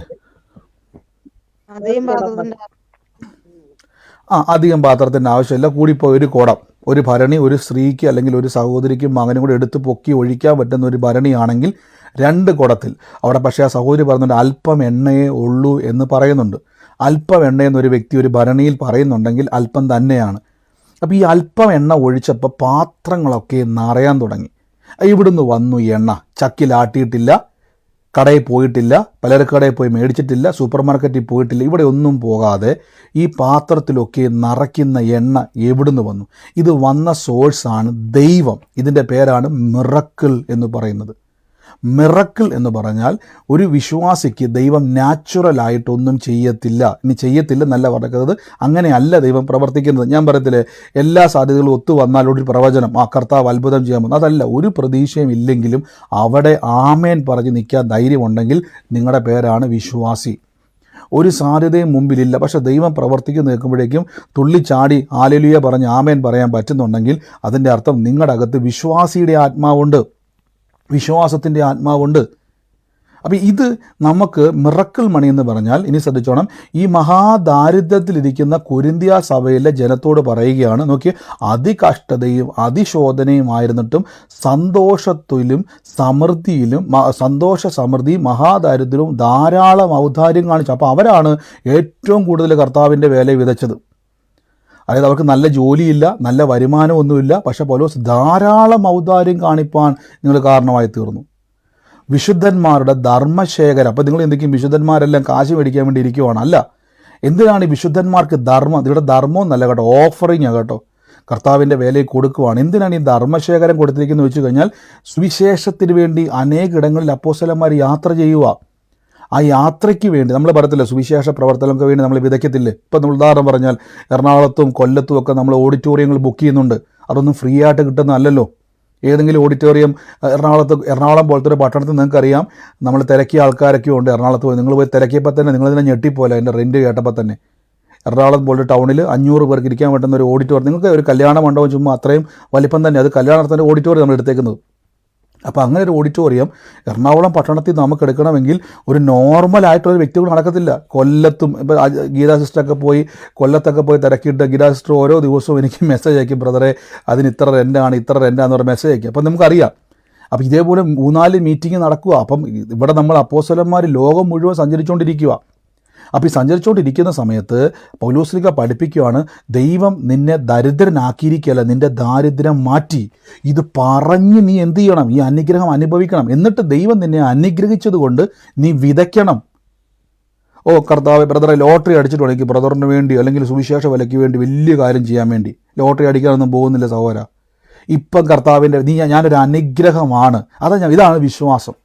ഈ ദൈവരാജ്യത്തിലിരിക്കുന്ന നിങ്ങൾ ദരിദ്രനല്ല. ഇങ്ങനെ നിങ്ങൾ പറയുമ്പോൾ, കർത്താവ് എൻ്റെ ദാരിദ്ര്യം മാറ്റി, ദൈവം എൻ്റെ ദാരിദ്ര്യം വഹിച്ചു, ഞാൻ ഇനി ദരിദ്രനല്ല, ഞാൻ കർത്താവിൽ. തൈത്തല്ലേ, തൈത്ത് എന്ന് കൊടുത്തേക്കുന്നത്, തൈത്ത് ശരിയാ, അതായത് ഓഫറിംഗ് ആയിട്ട് നിങ്ങളുടെ ദശാംശമോ അല്ലെങ്കിൽ അങ്ങനെ കൊടുത്തേക്കുന്നത്. അപ്പം നിങ്ങൾ നോക്കി ഇപ്പം അപ്പം നിങ്ങളുടെ ധർമ്മശേഖരത്തെ പറ്റി വചനം പറയുകയാണ്. അപ്പോൾ നിങ്ങളിത് കൊടുക്കുമ്പോൾ, നിങ്ങളിത് പറയുമ്പോൾ, ഞാൻ പറഞ്ഞില്ല, എനിക്ക് ഒരു സമയത്ത് ഞാൻ 10 രൂപ കൂടുതൽ ദശാംശം സ്വതരാഴ്ച ഇടത്തില്ലായിരുന്നു. എൻ്റെ ചിന്തയിൽ ഈ കാശെല്ലാം മേടിച്ചിട്ട് ഈ കള്ളന്മാരെല്ലാം എന്ത് ചെയ്യുക, ഇതെല്ലാം കൊണ്ടുവന്ന് ഇവരെന്ത് ചെയ്യുക, സുഖിക്കുവാന്നാണ് ഞാൻ ചിന്തിച്ചുകൊണ്ടിരുന്നത്. എൻ്റെ ചിന്തയിൽ അങ്ങനെ ഒരു കാലത്ത്. അപ്പം ഞാൻ എന്ത് ചെയ്യുന്നില്ല, അങ്ങനെ സുഖിക്കണമെന്ന് വിചാരിച്ച് ഞാൻ കൊടുക്കത്തില്ല. പക്ഷേ കർത്താവിനാൽ ഈ ഒരു മർമ്മം എനിക്ക് മനസ്സിലായി. ഇപ്പം നമ്മളൊരു മീറ്റിംഗ് നടത്തുമ്പോൾ നിങ്ങളവിടെ 500 പേർ ഒരു കസേരയിൽ വന്നിട്ട് നിങ്ങൾ ഇരിക്കുമ്പം അവിടെ മൈക്കും പാട്ടും വർഷിപ്പും സോങ്ങും എല്ലാവരും വന്നിരിക്കുന്ന സമയത്ത് നിങ്ങൾ അതിൻ്റെ അകത്തൊരു ഭാഗം, ഞാൻ പറയാം, നിങ്ങൾ തന്നില്ലേ മിറക്കിൾ മണി ദൈവം തുറക്കും. അപ്പോൾ ഇത് അനുഗ്രഹിക്കാം. ഈ മർമ്മം എനിക്ക് മനസ്സിലായപ്പം എൻ്റെ 10 രൂപയുടെ കെട്ട് ഞാൻ പൊട്ടിച്ചു. അന്നെനിക്ക് വലിയ വരുമാനമില്ല, പക്ഷെ ഞാൻ ഏറ്റവും നല്ലത് ഞാൻ അനുഗ്രഹിക്കപ്പെട്ടവനാന്ന് വിശ്വസിച്ചുകൊണ്ട് ഞാൻ വിതച്ചപ്പോൾ ദൈവം എനിക്ക് വർധനവിനെ തുറന്നു. 1 വെച്ചാൽ 10, 10 വെച്ചാൽ 100 കിട്ടുന്ന ഈ പരിപാടിയല്ല കേട്ടോ. കഴിഞ്ഞ ദിവസം കാരണം പ്രസംഗിക്കും, കാറേ വന്നാൽ ബെൻസേ പോകാം ഈ പരിപാടി. ഞാൻ പറഞ്ഞ ദൈവത്താൽ നിങ്ങൾ അനുഗ്രഹിക്കപ്പെട്ടാൽ, അബ്രഹാം ബഹുസമ്പന്നനായെന്ന് ബൈബിളിൽ പറഞ്ഞാൽ ബഹുസമ്പന്നൻ തന്നെയാണ്. ബഹുസമ്പന്ന. ഈ വായ്പ വാങ്ങത്തില്ലെന്ന് ബൈബിളിൽ പറഞ്ഞിട്ടുണ്ടെങ്കിൽ ഞാൻ ചോദിച്ചോട്ടെ, ദൈവമേ ഞാൻ ചോദിച്ചോട്ടെ, എൻ്റെ കർത്താവ് ഇപ്പോഴും ഞാൻ ഇവിടെ എൻ്റെ കൂട്ടുകാർ ഈ പ്രാർത്ഥന കഴിഞ്ഞിട്ട് വേണം 10 വായ്പ ചോദിക്കാൻ വേണ്ടി നിൽക്കുന്ന ആൾക്കാർ ഇതിൻ്റെ അകത്ത് ഇരിപ്പുണ്ടെന്നേ. ഞാൻ ചോദിച്ചോട്ടെ, ഈ വാക്യം നിങ്ങൾ കണ്ടത് നിങ്ങളെപ്പറ്റി വല്ലതും ആണോ? ഇപ്പോൾ എനിക്കറിയത്തില്ല, നിങ്ങളെപ്പറ്റി ആണോ ഈ വചനം പറയുന്നത്? ആവർത്തന പുസ്തകം 28-ാം അധ്യായത്തിലേക്ക് വന്നേ. നമ്മളെപ്പോഴും പറയുന്നല്ലേ, ആവർത്തന പുസ്തകം 28-ാം അധ്യായത്തിലേക്ക് വരുന്ന സമയത്ത് അവിടെ കൊടുത്തിട്ട് വാക്യമുണ്ട്, നീ എന്ത് ചെയ്യത്തില്ല, വായ്പ വാങ്ങത്തില്ല. എന്ത് ചെയ്യുക വാക്യം? നീ അനേക ജാതിക്ക് വായ്പ കൊടുക്കും, നീ വായ്പ വാങ്ങത്തില്ല. ഞാൻ ചോദിച്ചോട്ടെ, ഇത് വല്ലതും നടക്കുന്ന വല്ല കാര്യമാണ്? വായ്പ മേടിക്കാതെ ജീവിക്കാൻ പറ്റുമോ? ഇത് വല്ലതും നടക്കുമോ? ഒന്ന് പറഞ്ഞേ, മ്യൂട്ട് മാറ്റി പറഞ്ഞേ. വാങ്ങിക്കാൻ ജീവിക്കാൻ പറ്റും. കണ്ടോ? പറ്റും. അപ്പൊ ഇങ്ങനെ ഒരു ജീവിതമുണ്ട്. പക്ഷെ നിങ്ങൾ എന്ത് ചെയ്യണം? നിങ്ങൾ ഈ വചനം പ്രഖ്യാപിച്ചുകൊണ്ടിരിക്കണം. ഇപ്പോൾ നിങ്ങളുടെ അവസ്ഥ മോശമായിരിക്കാം, മഹാദാരിദ്ര്യത്തിലായിരിക്കാം, മഹാകഷ്ടതയിലായിരിക്കാം. എൻ്റെ കർത്താവ്, എൻ്റെ കഷ്ടത മാറ്റണേ. മാറത്തില്ല പ്രിയരെ. പക്ഷെ പകരം ഈ വചനം പറയണം, കർത്താവ് എൻ്റെ ദാരിദ്ര്യം മാറ്റിയിരിക്കുന്നു, ഞാൻ അനേക ജാതിക്ക് വായ്പ കൊടുക്കും, ഞാൻ വായ്പ വാങ്ങത്തില്ല. അപ്പോൾ ബ്രദറെ ഞാൻ ചോദിച്ചോട്ടെ, ഈ കഷ്ടതയിലിരിക്കുന്ന ഞങ്ങൾ 10 രൂപയ്ക്ക് വേണ്ടി 10 പേരോട് ചോദിക്കുന്നതാണോ എളുപ്പം? ഈ വചനം പറയുന്നതാണ് എളുപ്പം. ഈ വചനം പറയുമ്പോൾ ഈ വചനത്തിനൊരു പ്രത്യേകതയുണ്ട്. വചനം നിങ്ങൾക്ക് വേണ്ടി സോഴ്സുകളെ തുറക്കുന്നതാണ്. ഒന്നുകൂടെ ഞാൻ പറയാം, വചനം നിങ്ങൾക്ക് വേണ്ടി വഴി തുറക്കും. ഞാൻ പറഞ്ഞില്ല, വചനം അയച്ച് ദൈവം വിടിവിച്ചു എന്ന് ബൈബിളിലൊരു വാക്യമുണ്ട്. വചനം അയച്ച് ദൈവം വിടിവിച്ചു. അപ്പോൾ വചനത്തിൻ്റെ പ്രത്യേകത എന്ന് പറഞ്ഞാൽ, വചനം നിങ്ങൾ വിശ്വസിക്കുന്ന സമയത്ത്, വചനം നിങ്ങൾ പറയുന്ന സമയത്ത് ഈ വചനം നിങ്ങൾക്ക് വേണ്ടി പ്രവർത്തിക്കുവാൻ ആരംഭിക്കും. ഈ വചനം നിങ്ങൾക്ക് വേണ്ടി മാനിഫെസ്റ്റ് ചെയ്യും. അപ്പോൾ നിങ്ങൾ പറയും, നിങ്ങളുടെ അവസ്ഥ പറഞ്ഞപ്പോൾ കൊരിന്ത്യക്കാർ പറയുമോ, എൻ്റെ കുടുംബത്തിൽ ഒരു വരുമാനമില്ല, ഞങ്ങൾക്ക് ഇവിടെ വേറെ വരുമാന മാർഗ്ഗമൊന്നുമില്ല, ഞങ്ങൾക്ക് ഇവിടെ ഒരു ഗതിയുമില്ല, ഞങ്ങളാണെങ്കിൽ മൊത്തം തകർന്ന് അരിപ്പടമായിട്ടിരിക്കുവാണ്, ഞങ്ങൾക്ക് മൊത്തം അങ്ങനെയാണ് ഇങ്ങനെയാണെന്നൊക്കെ പറഞ്ഞുകൊണ്ടിരുന്നാൽ അവരുടെ ജീവിതത്തിൽ ഒന്നും കാണാൻ പറ്റത്തില്ല. പൗലോസ് പറയണം, നീ പറയണം, യേശു നിൻ്റെ ദാരിദ്ര്യം മാറ്റി. ഒരു ബിസിനസ്സൊക്കെ വിശ്വാസാൽ ആരംഭിക്കണം. വലിയ കടക്കണി പോകല്ലേ, ഉള്ളത് കൊണ്ടൊരു കുഞ്ഞ് ബിസിനസ് ആരംഭിക്കണം. ഞാൻ പറഞ്ഞു തരാം എങ്ങനെയാണ് ഈ മിറക്കിൾ മണിയൊക്കെ വർക്കാന്ന് പറയാം. എന്നിട്ട് കുഞ്ഞ് ബിസിനസ് തുടങ്ങുമ്പം മനസ്സും പിശാശും ഒക്കെ പറയും, ഇത് പൂട്ടിക്കെട്ടി വലിയ ഇൻവെസ്റ്റ്മെൻറ്റൊന്നും ആദ്യം പോകല്ലേ കേട്ടോ. ചിലർ സംഭവിക്കുക വെച്ചാൽ വലിയ ഇൻവെസ്റ്റ്മെൻറ്റ് കഴിയും. ഒരു ചെറിയ ബിസിനസ് ആരംഭിക്കുക. ഞാൻ പറയാം, ചെറിയ ബിസിനസ് ആരംഭിച്ചിട്ട് കോമ്പറ്റീഷനുള്ള ബിസിനസ് ആയിക്കോട്ടെ, എല്ലാ ദിവസവും കൈ വെച്ചിട്ട് പറയണം, എൻ്റെ കൊട്ടയും മാവ് കുഴയ്ക്കുന്ന തൊട്ടിയും അനുഗ്രഹിക്കപ്പെടും. ഇതാണ് അബ്രഹാം ചെയ്തത്. ഒരാടിനെ മേടിക്കാൻ കാശ് കിട്ടി, ആടിനെ അങ്ങോട്ട് അനുഗ്രഹിക്കും. ഇത് തന്നെ യാക്കോബും ചെയ്തത്. ഉള്ള ആടിനെ തലേ കൈവച്ചങ്ങ് പ്രാർത്ഥിച്ചു, വർദ്ധിക്കട്ടെ. ഇത് തന്നെയാണ് യാക്കോബ് ചെയ്ത ഏറ്റവും വലിയ മാർഗം. യാക്കോബ് തൻ്റെ ആടുകളെല്ലാം കെട്ടിപ്പിടിച്ചിട്ട് അനുഗ്രഹിച്ചു, വർദ്ധിച്ചു വരട്ടെ. ഏത് വചനം പറഞ്ഞു? യഹോവ എൻ്റെ കളപ്പുരകളെയും ഞാൻ തൊടുന്ന എല്ലായിടത്തും അനുഗ്രഹത്തെ കൽപ്പിച്ചിരിക്കുന്നു. ശ്രദ്ധിച്ച്, യഹോവ എൻ്റെ കളപ്പുരകളെയും ഞാൻ തൊടുന്ന എല്ലായിടത്തും അനുഗ്രഹത്തെ കൽപ്പിച്ചിരിക്കുന്നു. ആ ജോലി നോക്കി, എൻ്റെ ജോലിയിൽ വർധനവുണ്ടാകും. ഇങ്ങനെ ഈ വചനത്തെ അവരെന്ത് ചെയ്തു? അവരുടെ ജോലിയിൽ, അവരുടെ ജീവിതത്തിൽ പകർന്നു. ഇനി പത്രോസ് ശ്ലീഹായ്ക്ക് വേണ്ടി വല കീറുമാറ് നന്മയെ ദൈവം ഒരുക്കി കൊടുത്തു. ശ്രദ്ധിച്ച്, ദൈവം അത് ഒരുക്കി കൊടുത്തു. എവിടെ നിന്ന് ഇത് ഒരുക്കിക്കൊണ്ട് വരുന്നത്? വല കീറുമാറ് നന്മ എവിടുന്ന് കിട്ടി? പെരുത്ത മീൻകൂട്ടം എവിടുന്ന് കിട്ടി? ഇത് ആ സമയത്തുണ്ടായതാണ്. എമർജൻസി ആയിട്ടുണ്ടാകുന്ന സംഭവമുണ്ട്.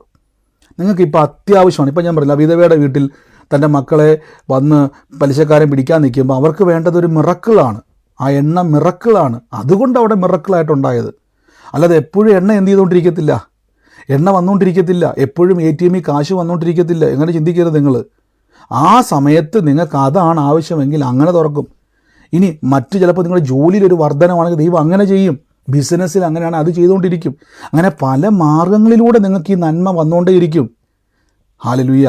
അപ്പോൾ നമ്മൾ ഈ വിതയ്ക്കുന്നത്, കർത്താവിൻ്റെ വേലയിൽ വിതയ്ക്കുന്നത് ഒരു അനുഗ്രഹത്തിൻ്റെയാണ്. ഞാൻ പറഞ്ഞല്ലോ, ഇത് പലപ്പോഴും ഈ പല ആൾക്കാർക്കും ഇതിനോട് പറയും, ബ്രദറെ ഈ സ്വോത്രകാഴ്ചയെ പറ്റി പറയാൻ വേണ്ടി പേടി, ആൾക്കാർ ചിന്തിക്കും ഇത് പിരിവാണ്. ഞാനത് പറയും. കാരണം വെച്ചാൽ ഏറ്റവും വലിയ അനുഗ്രഹത്തിനൊരു മാർഗം എൻ്റെ ജീവിതത്തെ അനുഭവിച്ചത്. ഞാൻ ഒരു കാലത്ത് ഇതിനെ എതിർത്ത ആളാണ്. ഈ ബ്രദർമാരെല്ലാം കൊണ്ടുവന്ന് ഫുഡ് അടിക്കാൻ വേണ്ടി ഇത് കൊണ്ടുവന്ന് പറഞ്ഞു കിടന്നുകൊണ്ടിരുന്ന, ചിന്തിച്ചുകൊണ്ടിരുന്ന ആളാണ് ഞാൻ. ഈ കാശെല്ലാം കൊണ്ടുപോയിട്ട് അവരെന്ത് ചെയ്യുക. പിന്നീട് നമ്മൾ ഈ പ്രാർത്ഥന ചെയ്യാൻ തുടങ്ങിയപ്പോഴാണ് മനസ്സിലായത് ഇതിൻ്റെ അകത്തുള്ള കാര്യങ്ങൾ, ഇതിൻ്റെ അകത്തുള്ള ബാക്കിയുള്ള വസ്ത്രം വന്നപ്പോഴാണ് മനസ്സിലായി ഇതാണ് അപ്പോസ്തലന്മാർ പറഞ്ഞത്. അപ്പോൾ ഇത് ഞാൻ അനുഗ്രഹിക്കപ്പെട്ടവനായതുകൊണ്ട് ഞാൻ വിതയ്ക്കുന്നതാണ്. അപ്പോൾ ഫിനാൻഷ്യൽ ബ്രേക്ക് ത്രൂ സംഭവിക്കണമെങ്കിൽ നിങ്ങൾ എന്ത് ചെയ്യണം? ഞാൻ എല്ലാ ദിവസവും പറഞ്ഞൊരു വാക്ക്, ഞാൻ വാരി വിതറി കൊടുക്കും. അതുകൊണ്ട് എന്ത് സംഭവിച്ചെന്നറിയാവോ? ദൈവം എൻ്റെ ഫിനാൻഷ്യൽ മേഖലകളെ അനുഗ്രഹിച്ചു.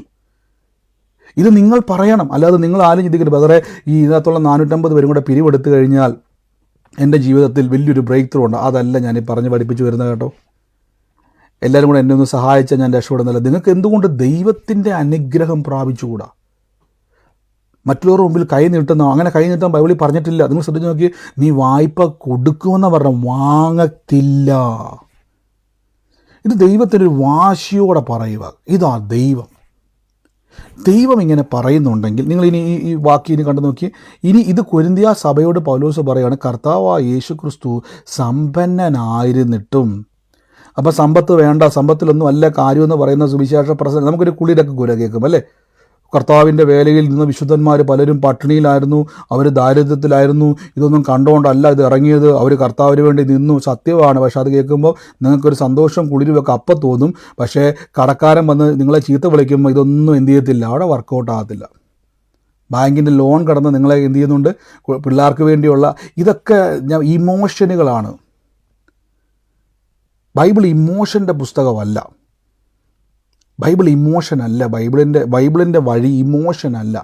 ബൈബിളിൻ്റെ വഴി ഫെയ്ത്താണ്. എൻ്റെ നീതിമാൻ വിശ്വാസത്താൽ ജീവിക്കും.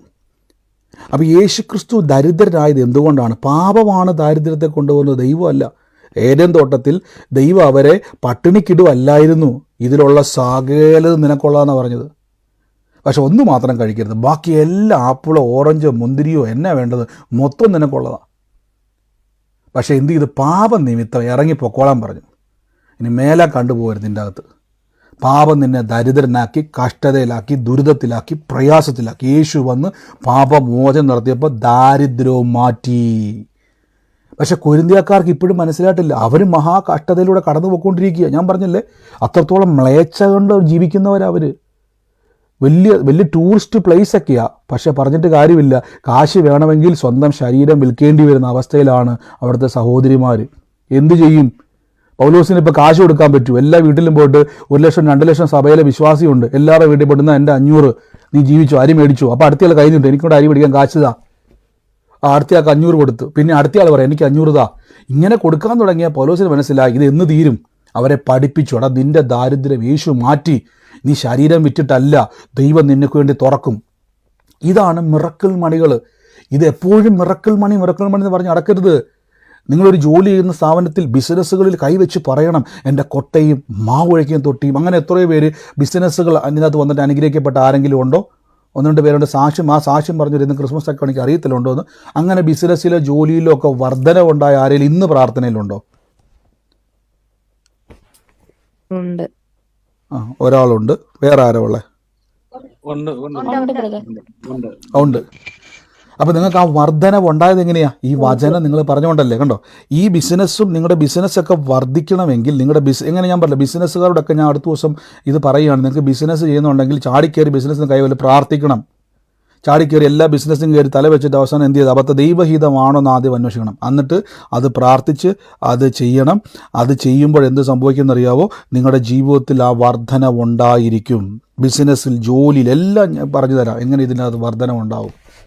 അല്ലാതെ നിങ്ങൾ മറ്റുള്ളവരുടെ മുമ്പിൽ പോയി കൈ നീട്ടിട്ട് ക്രിസ്തു നിമിത്തം ഞാനിതെല്ലാം സഹിക്കുമെന്ന് പറഞ്ഞാൽ കർത്താവ് നിങ്ങളെ മൈൻഡ് ചെയ്യത്തില്ല പ്രിയരെ. കർത്താവ് ദരിദ്രനായി, അർത്ഥനഗ്നനായി, ക്രൂശിൽ ഒരു തുള്ളി വീഞ്ഞിന് വേണ്ടി എനിക്ക് ദാഹിക്കുന്നു എന്ന് പറഞ്ഞു. ജീവജലത്തിൻ്റെ നദി തുറക്കുന്ന ദൈവം, പ്രപഞ്ചത്തിലെ വെള്ളത്തെ നിർമ്മിച്ച ദൈവം ഒരു തുള്ളി വെള്ളത്തിന് വേണ്ടി റോമൻ പടയാളുടെ മുമ്പിൽ എനിക്ക് ദാഹിക്കുന്നു എന്ന് പറഞ്ഞു. അവരെന്ത് ചെയ്തു? പുളിച്ച വീഞ്ഞ് ഈസോപ്പ് സ്പോഞ്ചിന്മേൽ മുക്കി യേശുവിന് കൊടുത്തു. ഇത്ര ഗതികേട് എന്തിനാ കർത്താവേ? നിന്റെ ദാരിദ്ര്യം മാറ്റാൻ വേണ്ടിയാ. ഒരു തുള്ളി വെള്ളത്തിന് പോലും അപേക്ഷിക്കേണ്ട ഗതികേടിൽ യേശുക്രിസ്തു ആയത് നീ സമ്പന്നനാകാൻ വേണ്ടി, നിന്റെ ദാരിദ്ര്യം നീങ്ങേണ്ടതിന്. യേശു നിനക്ക് വേണ്ടി നഗ്നനായി, വസ്ത്രമില്ലാത്തവനായി, എന്തുണ്ണും എന്തുടുക്കുമെന്ന് നീ വിചാരപ്പെടാതിരിക്കാൻ വേണ്ടി നിന്റെ ദാരിദ്ര്യത്തെ യേശു ക്രൂശിൽ വഹിച്ചിരിക്കുന്നു. ഇത് പൗലോസ്ലിയ കൊരിന്ത്യരോട് പറയുകയാണ്. ഇതുകൊണ്ടാണ് നമ്മൾ കർത്താവിൻ്റെ വേല, ഞാൻ എപ്പോഴും കർത്താവിൻ്റെ വേലയിൽ വിതയ്ക്കുമ്പോൾ ഞാൻ പറഞ്ഞിട്ടില്ല, എനിക്കിന്ന് അനുഭവിക്കുന്ന എല്ലാ നന്മകളും കർത്താവ്, ഇന്ന് ഞാൻ പറഞ്ഞു നമ്മുടെ സൂം പ്രയർ എല്ലാ മാസവും, അത് സാക്ഷ്യമായിട്ടതിന് എപ്പോഴും പറയാറുണ്ട്. എപ്പോഴും ഞാൻ പറഞ്ഞു നമ്മുടെ സൂം പ്രയർ എല്ലാ മാസവും ഇത്ര ആൾക്കാർക്ക്, ഈ 1000 പേരുടെ പ്ലാറ്റ്ഫോമുള്ള ഈ സൂം പ്രയർ എല്ലാ മാസവും ഇത് ഓടുന്നു പോകുന്നത് ഏകദേശം ഇന്ത്യൻ റുപ്പി നമുക്ക് ഏതാണ്ട് 11,000 രൂപ അടുത്ത് വരുന്നുണ്ട് എല്ലാ മാസവും. ഒരു സമയത്ത് 40 മിനിറ്റത്തെ സൂം പ്രയർ മാത്രം, അതായത് നമുക്ക് 1000 രൂപ മാസം ഈ സൂം പ്രയർ നടത്താൻ ഇല്ലാത്തത് കൊണ്ട് 40 മിനിറ്റ് ആകുമ്പോൾ സ്റ്റോപ്പ് ചെയ്തിട്ട് വീണ്ടും ആ ലിങ്കയിൽ, 6 വർഷം മുമ്പത്തെ കഥ ഞാൻ പറഞ്ഞു കേട്ടോ, വീണ്ടും ആ ലിങ്കയിൽ ക്ലിക്ക് ചെയ്യും. പിന്നെ അന്ന് കയറി 3-4 പേരേ ഉള്ളൂ. വീണ്ടും അന്ന് കയറും. അന്ന് കയറിയവർ ഇപ്പോൾ ഉണ്ടോ എന്ന് എനിക്കറിയില്ല, കുറച്ച് പേരുണ്ട്, ബാക്കിയൊക്കെ എനിക്കറിയത്തില്ല. 1-2 പേര് എപ്പോഴും ഉണ്ട്. അത് നമ്മളെപ്പോഴും ഞാൻ പറയുന്നില്ല, ഇത് സാക്ഷ്യമാണ് ഞാൻ ഈ പറയുന്നത്. പക്ഷെ അന്ന് ഞാൻ വിശ്വസിച്ച് പറഞ്ഞൊരു കാര്യമുണ്ട്, ഇത് മേടിക്കും, ഇത് കർത്താവ് നിറയ്ക്കും, വായ്പ മേടിക്കത്തില്ല. ഓർത്തെ 1000 രൂപ കൊടുക്കാനില്ല സൂമിൽ. ഇന്നെല്ലാ മാസവും ഇപ്പം നമ്മൾ 6-7 മാസമായിട്ട് ഇതിങ്ങനെ പൊയ്ക്കൊണ്ടിരിക്കും. ഒരു മുടക്കവും ഇനി വരത്തുമില്ല, ഇനി വരത്തുമില്ല. അപ്പോൾ ഒന്ന് ആലോചിച്ച് നോക്കി, ഇതെങ്ങനെ വർധനവുണ്ട്. ഇനിയിപ്പോൾ നമ്മൾ നടക്കാൻ പോകുന്ന മീറ്റിങ്ങുകളൊക്കെ നിങ്ങൾ നോക്കിയാൽ മതി. വരാൻ പോകുന്ന, നിങ്ങൾ വേണമെങ്കിൽ നിങ്ങൾ കൊച്ചിയിലൊക്കെ പോയിട്ട്, എറണാകുളത്തൊക്കെ പോയിട്ട്, എറണാകുളംകാരുണ്ടെങ്കിൽ ഹോളിൻ്റെ റെൻ്റൊക്കെ ഒന്ന് അന്വേഷിക്കുക, കൊല്ലംകാരുണ്ടെങ്കിൽ ഹോൾ റെൻ്റ് അന്വേഷിക്കുക, കോട്ടയംകാരുണ്ടെങ്കിൽ ഹോൾ റെൻ്റ് അന്വേഷിക്കുക. അപ്പോൾ ഇതൊക്കെ ഈ ക്രിസ്തുവിൻ്റെ സമ്പന്നത ഓപ്പറേറ്റ് ചെയ്യാൻ പഠിച്ചതുകൊണ്ടാണ്. അപ്പോൾ ഇത് ഇതിൻ്റെ അകത്ത്, അപ്പോൾ ഇത് വിതയ്ക്കുന്നവരൊരു സംശയം കുറേ പേര് ഇങ്ങനെ പറഞ്ഞുകൊണ്ടാണ് ഞാൻ വിധയും കൂടെ എടുത്ത് കൂടെ പറയുന്നത്. ഇതൊന്ന് മനസ്സിലാക്കണം. അയ്യോ ബ്രദറെ, ഞാൻ ഇപ്പോഴും എനിക്ക് ദാരിദ്ര്യം മാറുന്നില്ല, ഇതെന്തുകൊണ്ടെന്ന് പറയണം. എൻ്റെ ദാരിദ്ര്യം യേശു വഹിച്ചത്, ഇത് പറഞ്ഞു പ്രാപിക്കണം. ഇതാണ് ക്രിസ്തുവിലുള്ള ദൈവരാജ്യത്തിലുള്ള സമ്പത്ത്. ഇത് നമ്മളിലേക്ക് വരുന്നത് മിറക്കിളായിട്ടാണ്. നോർമലായിട്ടൊരു മനുഷ്യൻ ബിസിനസ് ചെയ്യുമ്പോൾ അവൻ ചിലപ്പോൾ ബിസിനസ് പൊട്ടിപ്പോയേക്കാം, അവന് 10 വർഷം കൊണ്ടിടയ്ക്കും അവന് ബിസിനസ്സിന് വർധന ഉണ്ടാകുന്നത്. പക്ഷേ നിങ്ങൾ യേശുവിൻ്റെ വചനം ഉപയോഗിച്ച് ബിസിനസ് ചെയ്താൽ വേഗത്തിൽ വർധന ഉണ്ടാകും. പക്ഷേ ബിസിനസ് വർദ്ധിക്കുമ്പോൾ പലർക്കും, ഞാൻ കണ്ടിട്ടുണ്ട് ഒത്തിരി ആൾക്കാർ ഇത് കേട്ട്, ഈ ബിസിനസ്സിൻ്റെ ഉള്ള വർധനവിൻ്റെ ക്ലാസ് കേട്ട് പല വിശ്വാസികളും അനുഗ്രഹിക്കപ്പെട്ടവർ എനിക്കറിയാം. പക്ഷേ ഇപ്പം എന്നെ കുഴപ്പമെന്നറിയാം, ബ്രദറെ സമയമില്ല, ബിസിനസ് അങ്ങ് അനുഗ്രഹിക്കപ്പെട്ടു, എൻ്റെ ജോലി അങ്ങ് അനുഗ്രഹിക്കപ്പെട്ടു. ബ്രദറെ ഇപ്പോൾ എനിക്ക് എന്തോരം അനുഗ്രഹം, എൻ്റെ കടഭാരമൊക്കെ മാറി, എൻ്റെ ഞെരുക്കമൊക്കെ മാറി. അന്ന് പറഞ്ഞു തന്ന വചനം വളരെ അനുഗ്രഹമായിരുന്നു. പക്ഷേ ഇപ്പം ബ്രദറെ എനിക്ക് പ്രാർത്ഥനയ്ക്ക് വരാൻ സമയമില്ല. കണ്ടോ, ഇതാണ് പലർക്കും സംഭവിക്കുന്നത്. ഞാൻ ആരെയും കുറ്റപ്പെടുത്തുമില്ല, ഞാൻ ഇന്നും അത് പഠിപ്പിച്ചുകൊണ്ടിരിക്കുന്നു. കാരണം ഇതെനിക്ക് പറയാതിരിക്കാൻ പറ്റത്തില്ല, ഇത് അനുഗ്രഹത്തിൻ്റെ വചനമാണ്. പലർക്കും സംഭവിച്ചതാ കേട്ടോ. പലർക്കും ഇപ്പോൾ സമയമില്ല. ഒത്തിരി ആളുകൾ തകർന്നു പോയാൽ എനിക്കറിയാം, നാശത്തിലൂടെ പോയവരുണ്ട്. പക്ഷെ അവർക്ക് ആർക്കും ഇപ്പോൾ സമയമില്ല. അവരെ ദൈവം അനുഗ്രഹിച്ചു. മറക്കല്ലേ കേട്ടോ, മറന്നു പോകല്. ഇതെല്ലാം കർത്താവ് നമുക്ക് വേണ്ടി ദരിദ്രം. അപ്പോൾ കർത്താവിന് മഹത്വം കൊടുക്കണം. നമുക്ക് ഒരുമിച്ച് പ്രാർത്ഥിക്കാം. അപ്പോൾ ഈ ദിവസങ്ങളിൽ നിങ്ങൾക്കത് മനസ്സിലായെന്ന് വിശ്വസിക്കുന്നു. അപ്പോൾ ഈ ദിവസങ്ങളിൽ ഏതെങ്കിലുമൊക്കെ ഒരു ചെറിയ ബിസിനസ്, 2 കോഴിയെ മേടിച്ചാലും വളർത്തണം. വലിയ ബിസിനസ്സൊന്നും പറ്റിയില്ലെങ്കിലും ഒരു കൃഷിയാണെങ്കിലും ചെയ്യണം, ഒരു ചെറിയ കടമുറിയാണെങ്കിലും നോക്കണം. വലിയ ബിഗ് ബഡ്ജറ്റിലോട്ട് പോകാറ്. എന്നിട്ട് ആ കടയിൽ പോരുന്നതുകൊണ്ട് കച്ചവടമില്ല, നഷ്ടമാണെന്ന് പറഞ്ഞുകൊണ്ടിരുന്നാൽ ഒന്നും നടക്കത്തില്ല. ചിലപ്പം നിങ്ങൾ അവിടെ നിൽക്കുമ്പോൾ ഒരു വർധനവും ഇല്ലായിരിക്കാം, ഒരു സാധ്യതയും അവിടെ ഇല്ലായിരിക്കും. ഈ വചനം ഒന്ന് പറയണം. ഈ വചനം നിങ്ങളൊന്ന് പറയണം. യഹോവ എൻ്റെ കളപ്പുരകളെയും ഞാൻ തൊടുന്ന, നോക്കി ഈ വചനം നോക്കി, ആവർത്തന പുസ്തകം 28:8 പറയുന്നു. ഒന്ന് പറയണം, യേശു എനിക്ക് വേണ്ടി ദരിദ്രനായതുകൊണ്ട് ഞാൻ ബഹുസമ്പന്നനായിത്തീരും. ഒറ്റ പൈസ എൻ്റെ അധ്വാനം ഞാൻ തന്നെ ഭക്ഷിക്കും, ഞാൻ ഭാഗ്യവും, എനിക്ക് നന്മ വന്നിരിക്കുന്നു. അടുത്ത വാക്യം, യഹോവ എൻ്റെ കളപ്പുരകളെയും, എൻ്റെ അർത്ഥം എൻ്റെ സ്റ്റോറേജ്, എൻ്റെ ബാങ്ക് ആയിക്കോട്ടെ, എന്തും ആയിക്കോട്ടെ, ഞാൻ തൊടുന്ന എല്ലാറ്റിലും. അപ്പം ഞാൻ ബിസിനസ്സിൽ തൊട്ടാൽ യഹോവ എനിക്ക് അനുഗ്രഹത്തെ കൽപ്പിച്ചിരിക്കുന്നു. അപ്പോൾ ഇത് പറഞ്ഞ് ചെയ്യണം. ഇതിൻ്റെ ഓപ്പോസിറ്റ് പറയരുത്. നഷ്ടവാ പറഞ്ഞു ഭരിക്കല്. അനുഗ്രഹമാണെന്ന് പറഞ്ഞ് എന്ത് ചെയ്യണം? പഠിക്കണം. അങ്ങനെ ചെയ്തു അത് ആ പേഴ്സിലേക്ക് കൊടുന്ന് അനുഗ്രഹിക്കണം. കർത്താവ് യേശു സമ്പന്നനായതുകൊണ്ട്, ദരിദ്രനായതുകൊണ്ട് ക്രിസ്തു യേശു. ഞാൻ എൻ്റെ പേഴ്സായിരുന്നു എൻ്റെ മെയിനായിട്ടുള്ള കൂട്ടായ്മയിലെ ആൾ. ഈ പുള്ളിയെ ഞാൻ എപ്പോഴും പറഞ്ഞ് അനുഗ്രഹിക്കുമായിരുന്നു. എൻ്റെ പേഴ്സിനെ വർദ്ധിച്ചു പെരുകും. വായ്പ മേടിക്കത്തില്ല, വാരി വേദറി കൊടുക്കും. ഒന്ന് ആലോചിച്ച് നോക്കി, ഒരു മാസം ഒരു സൂം പ്രയർ 1000 രൂപ കൊടുക്കാനില്ലാത്ത കാലഘട്ടത്തിലും ഇല്ല എന്ന് ഞാൻ പറഞ്ഞിട്ടില്ല. എൻ്റെ കാശില്ലാത്തതുകൊണ്ട് മീറ്റിംഗ് ഇല്ല. 40 മിനിറ്റ് മീറ്റിംഗ് സ്റ്റോപ്പ് ചെയ്ത് 41ാമത്തെ മിനിറ്റിൽ വീണ്ടും ആ ലിങ്ക് അയച്ചു കൊടുത്തിട്ട് ഞാൻ വിളിച്ചു പറഞ്ഞു വായ്പ മേടിക്കത്തില്ല, വാരി വിതറി കൊടുക്കും, ഇത് നിറയും, അനേക ജാതികൾക്ക് ഞാൻ വായ്പ കൊടുക്കും, ഞാൻ മേടിക്കത്തില്ല. ഓർത്ത് നോക്കിയാണ്. അപ്പോഴും വായ്പ മേടിച്ചില്ല, നിൽക്കാൻ പറ്റാത്ത അവസ്ഥയാണ്. പക്ഷെ വിശ്വസിച്ചില്ല, അതിനെ വചനത്തെ വിശ്വസിച്ചു, ഏറ്റു പറഞ്ഞുകൊണ്ടേയിരുന്നു. എനിക്ക് വേണേൽ പിരിക്കാൻ മേലായിരുന്നല്ലോ. എല്ലാവരും ഒരു 10 രൂപ വെച്ചിട്ടേ, 10 ഇട്ട് കഴിഞ്ഞാൽ നമുക്ക് 30 രൂപയായി, 40 രൂപ, എങ്ങനെ വേണേൽ പറയാമായിരുന്നല്ലോ. ഇല്ല, ഞാൻ അന്നും പറഞ്ഞു കർത്താവിൻ്റെ വേലയിൽ വിതയ്ക്കുന്നവൻ കൊയ്യും. നിർബന്ധമൊന്നുമില്ല. നിങ്ങൾക്കത് മനസ്സിലായെങ്കിൽ വിതയ്ക്കാം. ഇത് പിരിവല്ല, വിതയാണ്. അപ്പോൾ ഇത് മനസ്സിലായെന്ന് വിശ്വസിക്കുന്നു. ഇതാണ് ദൈവരാജ്യത്തിൻ്റെ സമ്പത്ത്. ഇത് പറഞ്ഞാൽ ഈ 2 വാക്യങ്ങൾ, ഈ 2-3 വചനം ഞാൻ പറഞ്ഞു തന്നല്ലോ. ഈ വചനം, കൊരിന്ത്യലേഖനത്തിൽ ഈ വചനം, ഇത് പറഞ്ഞുകൊണ്ടിരുന്നാൽ ഉറപ്പായിട്ടും നിങ്ങളുടെ സാമ്പത്തിക അനുഗ്രഹത്തിൻ്റെ തടസ്സങ്ങൾ പൊട്ടും. സാമ്പത്തിക അനുഗ്രഹത്തിൻ്റെ തടസ്സങ്ങൾ നീങ്ങി നന്മയുണ്ടാകാനുള്ള വചനങ്ങളാണ് ഇനി പറഞ്ഞു തന്ന മുഴുവൻ. 4 വചനം ഞാൻ പറഞ്ഞു. നോട്ട് ചെയ്തവർക്ക് ഞാൻ റിപ്പീറ്റ് ചെയ്തില്ല, നോട്ട് ചെയ്യുന്നവരുടെ ഈ കൂട്ടത്തിൽ. ആമേൻ. നമുക്ക് ഒരുമിച്ച് ഒന്ന് പ്രാർത്ഥിക്കാം. എൻ്റെ കൂടെ ഒന്ന് പ്രാർത്ഥിച്ച്, എല്ലാവരും ഒന്ന് പ്രാർത്ഥിച്ച്. യേശുവേ, ഞങ്ങളങ്ങേ വാഴ്ത്തുന്നപ്പാ, ഞങ്ങളങ്ങേ സ്തുതിക്കുന്ന യേശുവേ. അങ്ങയുടെ കൃപയ്ക്കായി ഞങ്ങൾ വാഴ്ത്തുന്നു, അങ്ങയുടെ കൃപയ്ക്കായി ഞങ്ങൾ സ്തുതിക്കുന്നു. ഈ നിമിഷം കർത്താവിൻ്റെ നാമത്തിൽ ഞങ്ങൾ ഇരിക്കുമ്പോൾ, കർത്താവിൻ്റെ നാമത്തിൽ ഞങ്ങൾ വിശ്വസിക്കുമ്പോൾ, എൻ്റെ ദൈവമേ, അങ്ങ് ഞങ്ങളെ കൈവിടത്തില്ല. എൻ്റെ കൂടെ എന്ന് പ്രാർത്ഥിച്ചേ യേശുവിൻ്റെ നാമത്തിൽ, in the name of Jesus. ആ സാമ്പത്തികമായിട്ടുള്ള ആ ഉറവകളെ തുറക്കുന്ന ദൈവം, ആ വഴികളെ തുറക്കുന്ന ദൈവം നിങ്ങൾക്ക് വേണ്ടി തുറക്കാൻ വേണ്ടി ഇന്ന് നമ്മൾ പറഞ്ഞതുകൊണ്ടാണ്. യേശു ദരിദ്രനായത് പറയണം. യേശു ദരിദ്രനായത്, ഞാൻ വായ്പ ഇങ്ങനെ എന്താ പറഞ്ഞ് തുടങ്ങി. ഇപ്പോൾ ചിലപ്പോൾ വായ്പ മേടിക്കാൻ പറ്റാത്തൊരവസ്ഥ നിൽക്കുമായിരിക്കും. എങ്കിലും വിട്ടുകൊടുക്കരുത്.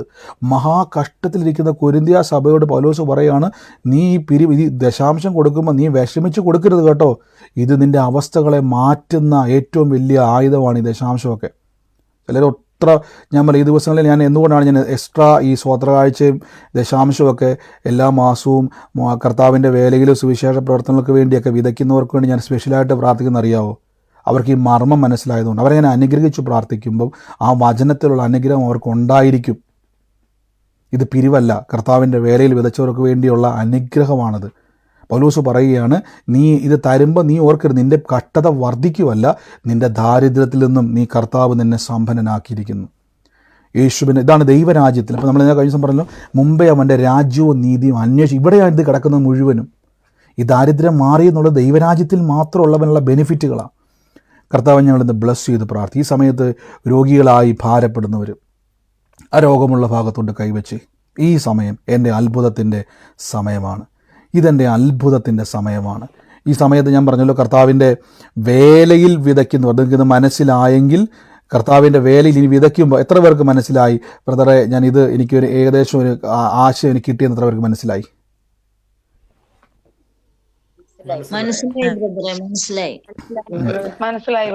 ഈ കൂട്ടത്തിൽ ഞാൻ കർത്താവിൻ്റെ വേലയിൽ വിതച്ചവർക്ക് വേണ്ടി ഞാനിപ്പോൾ പ്രാർത്ഥിക്കുന്നത് മനസ്സിലായില്ല. അവരെ ഞാൻ ബ്ലസ് ചെയ്ത് പ്രാർത്ഥിക്കുന്നു. അപ്പം നമ്മൾ ഇനി അനുഗ്രഹിക്കപ്പെടാൻ വേണ്ടിയല്ല, അനുഗ്രഹിക്കപ്പെട്ടവരായതുകൊണ്ട് വിതയ്ക്കുന്നത്.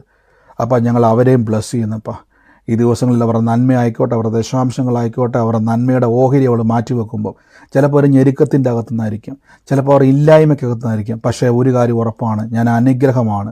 യേശുവിൻ്റെ ദാരിദ്ര്യം മാറ്റിയെന്ന് ഉറപ്പിൽ വിതയ്ക്കുന്നവൻ തീർച്ചയായിട്ടും ഇതവൻ്റെ മേൽ പ്രവർത്തിക്കും. അവൻ്റെ നന്മ തുറക്കും. ഒറ്റ പൈസ പോലും പാഴായി പോകത്തില്ല. അവൻ്റെ ബിസിനസ് ആയിക്കോട്ടെ, ജോലി ആയിക്കോട്ടെ, വരുമാന മാർഗമായിക്കോട്ടെ, ഒരു സ്ഥലത്തും ശൂന്യത ഉണ്ടാകത്തില്ല. വരാൻ പോകുന്ന സുവിശേഷ പ്രവർത്തനങ്ങളിലൊക്കെയും അവൻ്റെ ജീവിതത്തിൽ തലമുറകൾക്കുമൊക്കെയും ഇതൊരു അനുഗ്രഹമായി തീരും, അത്ഭുതമായി തീരും. In the name of Jesus Christ, യേശുവിൻ്റെ നാമത്തിൽ അത് റിലീസ് ചെയ്യുന്നു. ഈ ദിവസങ്ങളിൽ അവർ ഇല്ലായ്മയിൽ വിതച്ചവരുണ്ട്, നന്മയിൽ വിതച്ചവരുണ്ട്, ഒന്നുമില്ലാത്ത ഞെരുക്കത്തിൽ വിതച്ചവരുണ്ട്. അപ്പോൾ ആ വിതച്ചവരൊന്നും നിന്നയായി പോകത്തില്ല. അതൊക്കെയും കർത്താവ് ഏറ്റവും അനുഗ്രഹമാക്കി മാറ്റും. അപ്പം ബ്ലസ് ചെയ്ത് പ്രാർത്ഥിക്കുന്നപ്പോൾ അവരുടെ സ്ഥലം പോരാതെ വണ്ണം അനുഗ്രഹം. ഞങ്ങളിന്ന് കേട്ടത് മുഴുവൻ സാമ്പത്തിക അനുഗ്രഹത്തെ പറ്റിയാണല്ലോ. അപ്പോൾ ഫിനാൻഷ്യൽ ബ്രേക്ക്. അപ്പോൾ ഈ ദിവസങ്ങളിൽ ഏതെങ്കിലും ഒരു ചെറിയ ബിസിനസ് ചെയ്യും എന്നൊരു തീരുമാനം എടുത്തവരെന്ന് പറഞ്ഞു, ഏതെങ്കിലും ഒരു ചെറിയ ബിസിനസ് ഞാൻ സ്റ്റാർട്ട് ചെയ്യും. ഞാൻ വീണ്ടും പറയുന്നത്, ചാടി കയറി വലിയ വമ്പൻ ചാടി ചെയ്ത് നിങ്ങൾ വചനം പറഞ്ഞ് പഠിക്കണം. ഇന്ന് മുതൽ ചെറിയ ബിസിനസ് ചെയ്യുന്നവർ, ഇനി ബിസിനസ് ചെയ്യുന്നവർ കേട്ടോണം. അങ്ങനെ വർധന ഉണ്ടായാൽ എനിക്കറിയാം, അവരെ ഞാൻ എക്സ്പ്ലെയിൻ ചെയ്യിപ്പിക്കുന്നില്ല, സമയം കുറവുള്ളത് കൊണ്ട്. സാക്ഷി എനിക്ക് ഒത്തിരി ഉണ്ടെന്ന് എനിക്കറിയാം.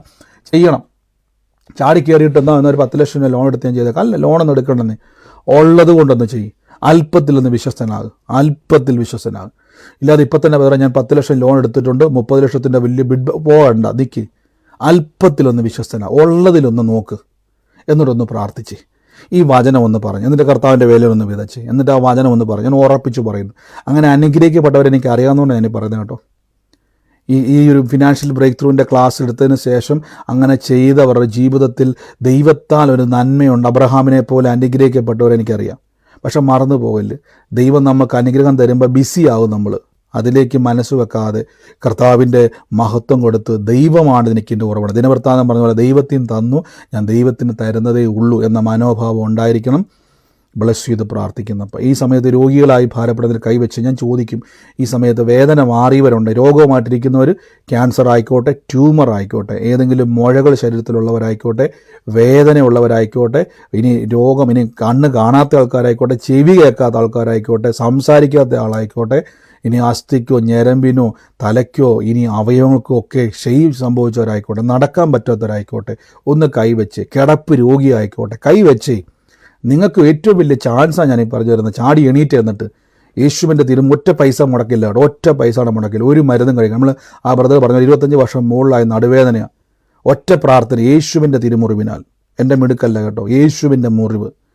യേശു മുറിവേറ്റത് നിങ്ങൾ രോഗിയായി കിടക്കാൻ വേണ്ടിയല്ല, ഭീമമായ തുക എടുത്ത് ഹോസ്പിറ്റലിൽ കിടക്കാൻ വേണ്ടിയല്ല. ചാടി എണീറ്റ് യേശുവിൻ്റെ നാമത്തിൽ പറ, യേശുവിൻ്റെ രോഗത്തെ വഹിച്ചു എനിക്ക് ദിവ്യ ആരോഗ്യം, ഡിവൈൻ ഹെൽത്ത് എനിക്കുണ്ട്. ഓ എൻ്റെ യേശുവേ, അങ്ങയുടെ കൃപ, അങ്ങയുടെ തിരുമുറിവിനാൽ അത്ഭുത രോഗസൗഖ്യം എൻ്റെ അവകാശമാണ്. അത്ഭുതം എൻ്റെ അവകാശമാണ്, എൻ്റെ ആവശ്യമല്ല, അവകാശമാണ്. അത്ഭുതം എൻ്റെ അവകാശമാണ്. പറ, അത്ഭുതം എൻ്റെ അവകാശമാണ്. സൗഖ്യം എൻ്റെ അവകാശമാണ്. ദാരിദ്ര്യമല്ല, സമൃദ്ധി എൻ്റെ അവകാശമാണ്. സമാധാനം എൻ്റെ അവകാശമാണ്. എൻ്റെ തലമുറകളുടെ അനുഗ്രഹം എൻ്റെ അവകാശമാണ്. നന്മയും കരുണയും എൻ്റെ അവകാശമാണ്. യേശുവിൻ്റെ നാമത്തിൽ ഇന്ന് പ്രാർത്ഥിക്കുന്നപ്പ, യേശുവിൻ്റെ തിരുമുറിവിനാൽ ഞങ്ങൾ വിശ്വസിക്കുന്നപ്പ. പരിശുദ്ധാത്മാവേ, അങ്ങയുടെ വലിയ മഹത്വം ഞങ്ങളുടെ കർത്താവിനെ ഈ സുലു എന്ന് പറയുന്ന ഒരു വ്യക്തിക്ക് വേണ്ടി പ്രാർത്ഥിക്കുക. ദൈവാത്മാവ് എന്നെ കാണിക്കുകയാണ്. ഈ സുലു എന്ന് പറയുന്ന ഈ ഒരു സഹോദരിക്ക് ജോബിൻ എന്നു പേരുള്ളൊരു മകനുള്ള സുലുവിനെയാണ് കർത്താവ് കാണിക്കുന്നത്. ആ കുടുംബത്തിന് വേണ്ടി പ്രാർത്ഥിക്കാൻ ദൈവാത്മാവ് പറയുകയാണ്. സുലുവിൻ്റെ മോൻ ജോബിനാണ്. ജോബിൻ്റെ പേരുള്ള സുലുവിൻ്റെ മോനെ കർത്താവ് തൊടുന്നു. ഇന്ന് സൂമിലായിക്കോട്ടെ, ലൈവിലായിക്കോട്ടെ, ഇന്ന് ഞാൻ ആ കുടുംബത്തെ അനുഗ്രഹിച്ചെന്ന് പ്രാർത്ഥിക്കുന്നു. എൻ്റെ യേശു ജീവിക്കുന്നു. ഓ ഹല്ലേലൂയ എന്ന മഹത്വം ആ കുടുംബത്തിലേക്ക് വെളിപ്പെടുന്നല്ലോ. In the name of Jesus, യേശുവിൻ്റെ അധികാരമുള്ള നാമത്തിൽ നിന്ന് പ്രാർത്ഥിക്കുന്ന 1983 സെപ്റ്റംബർ മാസം 12-ാം തീയതി ജനിച്ച ഒരു വ്യക്തിയെ കർത്താവ് ഇന്ന് സ്പർശിക്കുന്നു. ആ വ്യക്തിയുടെ ശരീരത്തിൻ്റെ മേൽ ദൈവത്തിൻ്റെ ശക്തി വ്യാപരിക്കുന്നു. ഇപ്പോൾ ഈ നിമിഷം തന്നെ കുടുംബത്തിൻ്റെ അകത്തുനിന്നും രോഗശക്തികൾ വിട്ടൊഴിഞ്ഞ് അവരുടെ ജീവിതത്തിൽ വലിയൊരു സമാധാനം ഉണ്ടായി വരുന്നതായിട്ട് കർത്താവ് പറയുന്നു. ഇന്ന് നിങ്ങളുടെ അത്ഭുതത്തിൻ്റെ സമയമാണ്. ഇത് അനർത്ഥങ്ങൾ വിട്ടൊഴിയുന്ന സമയമാണ്. യേശുവിൻ്റെ നാമത്തിൽ നിന്ന് പ്രാർത്ഥിക്കുന്നപ്പോൾ അത്ഭുതകരമായ ദൈവപ്രവർത്തികൾ അവരുടെ കുടുംബത്തിൽ ഉണ്ടായി വരുന്നല്ലോ. In the name of Jesus, in the name of Jesus ഞങ്ങളിന്ന് പ്രാർത്ഥിച്ചൊന്ന് അനുഗ്രഹിക്കുന്നപ്പോൾ വലിയ പ്രവർത്തികളാൽ ദൈവം നിറയ്ക്കുന്നല്ലോ. അപ്പോൾ ഈ സമയത്ത് രോഗത്താൽ ഭാരപ്പെടുന്നവരെ കൈവച്ച് യേശുവിൻ്റെ നാമത്തിൽ ഈ സമയത്ത് ആരും ഇപ്പം മ്യൂട്ട് മാറ്റണ്ട. എല്ലാവരും മൈക്ക് മ്യൂട്ട് മാറ്റരുത്.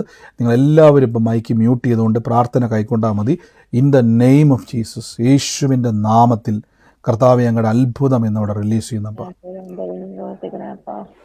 എല്ലാവരും മൈക്ക് മ്യൂട്ട് ചെയ്ത് യേശുവിൻ്റെ നാമത്തിൽ ഇന്ന് ബ്ലസ് ചെയ്ത് പ്രാർത്ഥിക്കുന്ന അതിരുകളെ വിസ്താരമാക്കുന്ന ദൈവമേ, അങ്ങയുടെ വലിയ മഹത്വം ഇന്ന് ഞങ്ങളുടെ ജീവിതത്തിൽ വെളിപ്പെടുന്നില്ല അപ്പോൾ. അതോടൊപ്പം തന്നെ കർത്താവ് എന്നെ ഒരു നിജു എന്ന് പറയുന്ന ഒരു മകന് വേണ്ടി പ്രാർത്ഥിക്കാൻ ദൈവം പറയുകയാണ്. നിജുവിന് വേണ്ടി പ്രാർത്ഥിക്കുവാൻ, നിജുവിൻ്റെ ഭവനത്തിൻ്റെ മേൽ ദൈവത്തിൻ്റെ വലിയ പ്രവൃത്തി ഇന്നുണ്ടാകുകയാണ്. യേശുവിൻ്റെ നാമത്തിൽ ഞങ്ങളിന്ന് പ്രാർത്ഥിക്കുന്നു. അപ്പം നിജുവിനെ അനുഗ്രഹിക്കുന്നു. നിജുവിൻ്റെ കുടുംബത്തിൽ സകലവിധമാകുന്ന ദൈവിക സമാധാനവും നിജുവിൻ്റെ ഭവനത്തിൽ ഉണ്ടായി വരട്ടെ എന്ന് കൽപ്പിക്കുന്നപ്പോൾ എല്ലാ പ്രതിസന്ധികളും നീങ്ങട്ടെ, എല്ലാ പ്രതിസന്ധിയും നീങ്ങിപ്പോട്ടെ. ഇപ്പോൾ ഈ നിമിഷം പ്രാർത്ഥിച്ച് ഞങ്ങൾ അനുഗ്രഹിക്കുന്നു. അതിരുകളെ വിസ്താരമാക്കുന്ന ദൈവത്തിന് നന്ദി പറയുന്നപ്പോൾ നന്മ നിറയട്ടെ, ഉയർച്ച തന്നെ ഉണ്ടാകട്ടെ, യേശുവിൻ്റെ അധികാരമുള്ള നാമത്തിൽ തന്നെ. ആമേൻ. God bless you. കർത്താവ് അനുഗ്രഹിക്കട്ടെ. ഇന്ന് ഞാൻ പെട്ടെന്ന് തന്നെ പ്രാർത്ഥനകൾ അവസാനിപ്പിക്കും. എനിക്കറിയാം നമുക്ക് ഒരുമിച്ച് ഇന്ന് പ്രാർത്ഥനയോടെ തന്നെ മുന്നോട്ട് പോകാം. എനിക്കറിയാം നാളെ ക്രിസ്മസിൻ്റെതായിട്ടുള്ള പലരും ആഘോഷങ്ങളും തിരക്കുകളൊക്കെയാണ്. പക്ഷേ നാളെ പ്രാർത്ഥനയ്ക്ക് മുടക്കങ്ങളൊന്നും ഇതുവരെ വന്നിട്ടില്ല.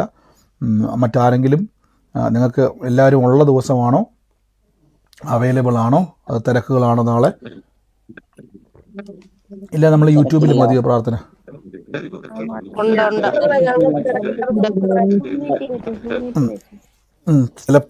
ചിലപ്പോൾ യൂട്യൂബിലായിരിക്കും, ചിലപ്പോൾ ഒരു യാത്രയിലായിരിക്കും ഞാൻ നാളെ. അങ്ങനെയാണെങ്കിൽ ചിലപ്പോൾ യൂട്യൂബിലായിരിക്കും, അല്ലെങ്കിൽ സൂമിൽ തന്നെ ആയിരിക്കും. എന്തെങ്കിലും വ്യത്യാസം ഉണ്ടെങ്കിൽ ഞാൻ നിങ്ങൾക്ക് അറിയിക്കാം. കർത്താവ് നിങ്ങളെ അനുഗ്രഹിക്കുമാറാകട്ടെ. ദൈവം നമ്മുടെ കൂടെയുണ്ടല്ലോ. വലിയ കാര്യങ്ങളെ കർത്താവ് നമുക്ക് വേണ്ടി ചെയ്യുന്നില്ല. ഈ സമയത്ത് സാക്ഷ്യങ്ങളുടെ സമയമാണ്. ആർക്കെങ്കിലും സാക്ഷ്യങ്ങളുണ്ടെങ്കിൽ വേദന മാറിയവർ ചെക്ക് ചെയ്യണം, രോഗമുള്ളവർ ചെക്ക് ചെയ്യണം. എന്താണോ ബുദ്ധിമുട്ട്, ഞാൻ പറഞ്ഞില്ല, കിടപ്പ് രോഗികളെ നിങ്ങൾക്ക് ഇനി വെറുതെ ഇരിക്കാൻ പറ്റത്തില്ല. നിങ്ങൾ എണീറ്റ് നടന്നേ പറ്റത്തുള്ളൂ. വീൽ ചെയറിലാണോ, വീൽ ചെയറിൽ നിങ്ങൾ ഇരിക്കാൻ പറ്റത്തില്ല.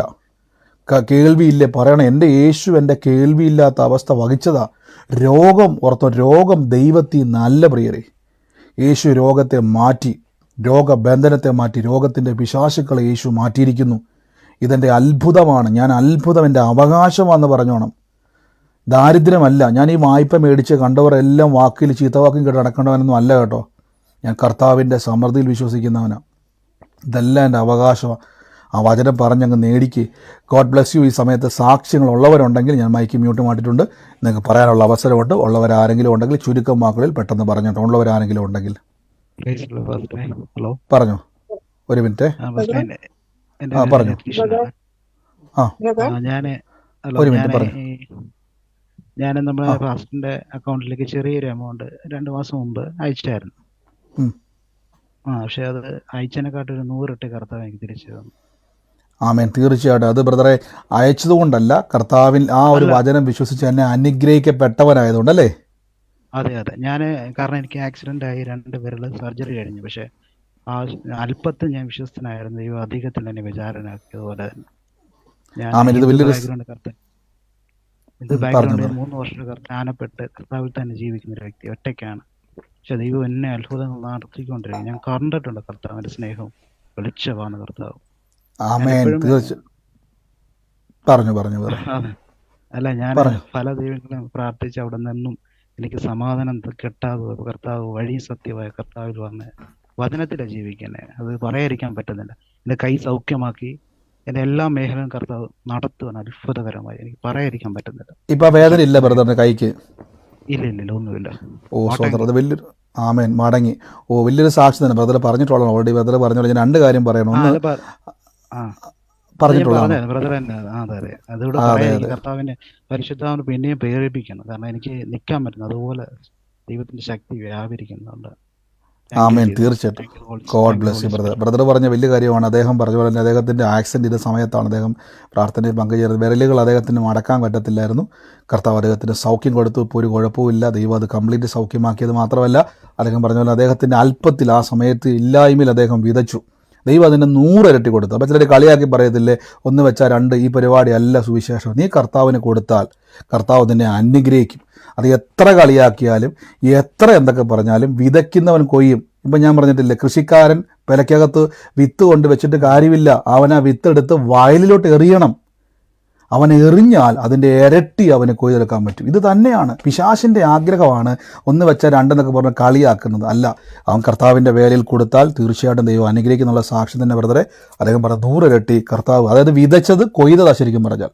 ബ്രദർ വിതച്ചു, ദൈവം അത് കൊയ്തെടുക്കാൻ കൃപ തന്നു. God bless U. ഞാനൊരു കർത്താവ് വചനം കൊടുത്ത വിടുത്. പറഞ്ഞു ഒരു ബ്രദർ. വചനം 112 സങ്കീർത്തനം 3 ഐശ്വര്യ സമ്പത്ത് എന്റെ വീട്ടിലുണ്ട്, കർത്താവിന്റെ നീതി എന്നും എനിക്ക് നിലനിൽക്കും. ഈ വചനം എപ്പോഴും ആമേൻ. ഞാൻ പറയാറ്. അത് നിങ്ങൾ ആ വചനം നോട്ട് ചെയ്തോ. 110 സങ്കീർത്തനം അല്ലേ? 112:3. 112:3 ഐശ്വര്യവും സമ്പത്തും നിന്റെ വീട്ടിൽ ഉണ്ടാകും. ഇത് പറയണം, എൻ്റെ വീട്ടിൽ ഐശ്വര്യവും സമ്പത്തും ഉണ്ടാകണമേ എന്നല്ല, ഉണ്ടാകും. യേശു ദരിദ്രനായതുകൊണ്ട് ഐശ്വര്യവും സമ്പത്തും എൻ്റെ ജീവിതത്തിൽ ഉണ്ടാകും. 112:3. കർത്താവ് അനുഗ്രഹിക്കട്ടെ ബ്രദറെ. God bless you. പിന്നെയും പ്രാർത്ഥിക്കുക. എവിടെയാ ബ്രദറെ? എവിടെയാ ബ്രദർ? അപ്പൊ കൊല്ലത്താണോ കോട്ടയത്താണോ പ്രാർത്ഥനയ്ക്ക് വരുന്നത്? സാക്ഷ്യം പറയാൻ. എനിക്ക് 3 വരാം, കുഴപ്പമില്ല. 3 സ്വോത്രം. അനുഗ്രഹിക്കട്ടെ. അത് വലിയ കർത്താവ് അനുഗ്രഹിക്കട്ടെ. അപ്പോൾ ഒത്തിരി പേര് പറയുന്നുണ്ട് 3 സ്ഥലത്തും ബ്രദറെ വന്നോട്ടെ എന്ന്. അപ്പം ഞാൻ നിങ്ങളെ എല്ലാവരെയും വെൽക്കം ചെയ്യുന്നു. നിങ്ങൾക്ക് ധൈര്യമായിട്ട് വരാം, ആരും തടയത്തില്ല. നിങ്ങളുടെ സൗകര്യമാണ്. നിങ്ങൾക്ക് സന്തോഷമെങ്കിൽ എല്ലായിടത്തും വരാം. ബ്രദറെ വരുവാണെങ്കിൽ സാക്ഷ്യം പറയാൻ റെഡിയായിട്ട് വരണം കേട്ടോ. ഒരുപാട് സാക്ഷ്യമുണ്ട് ബ്രദറെ.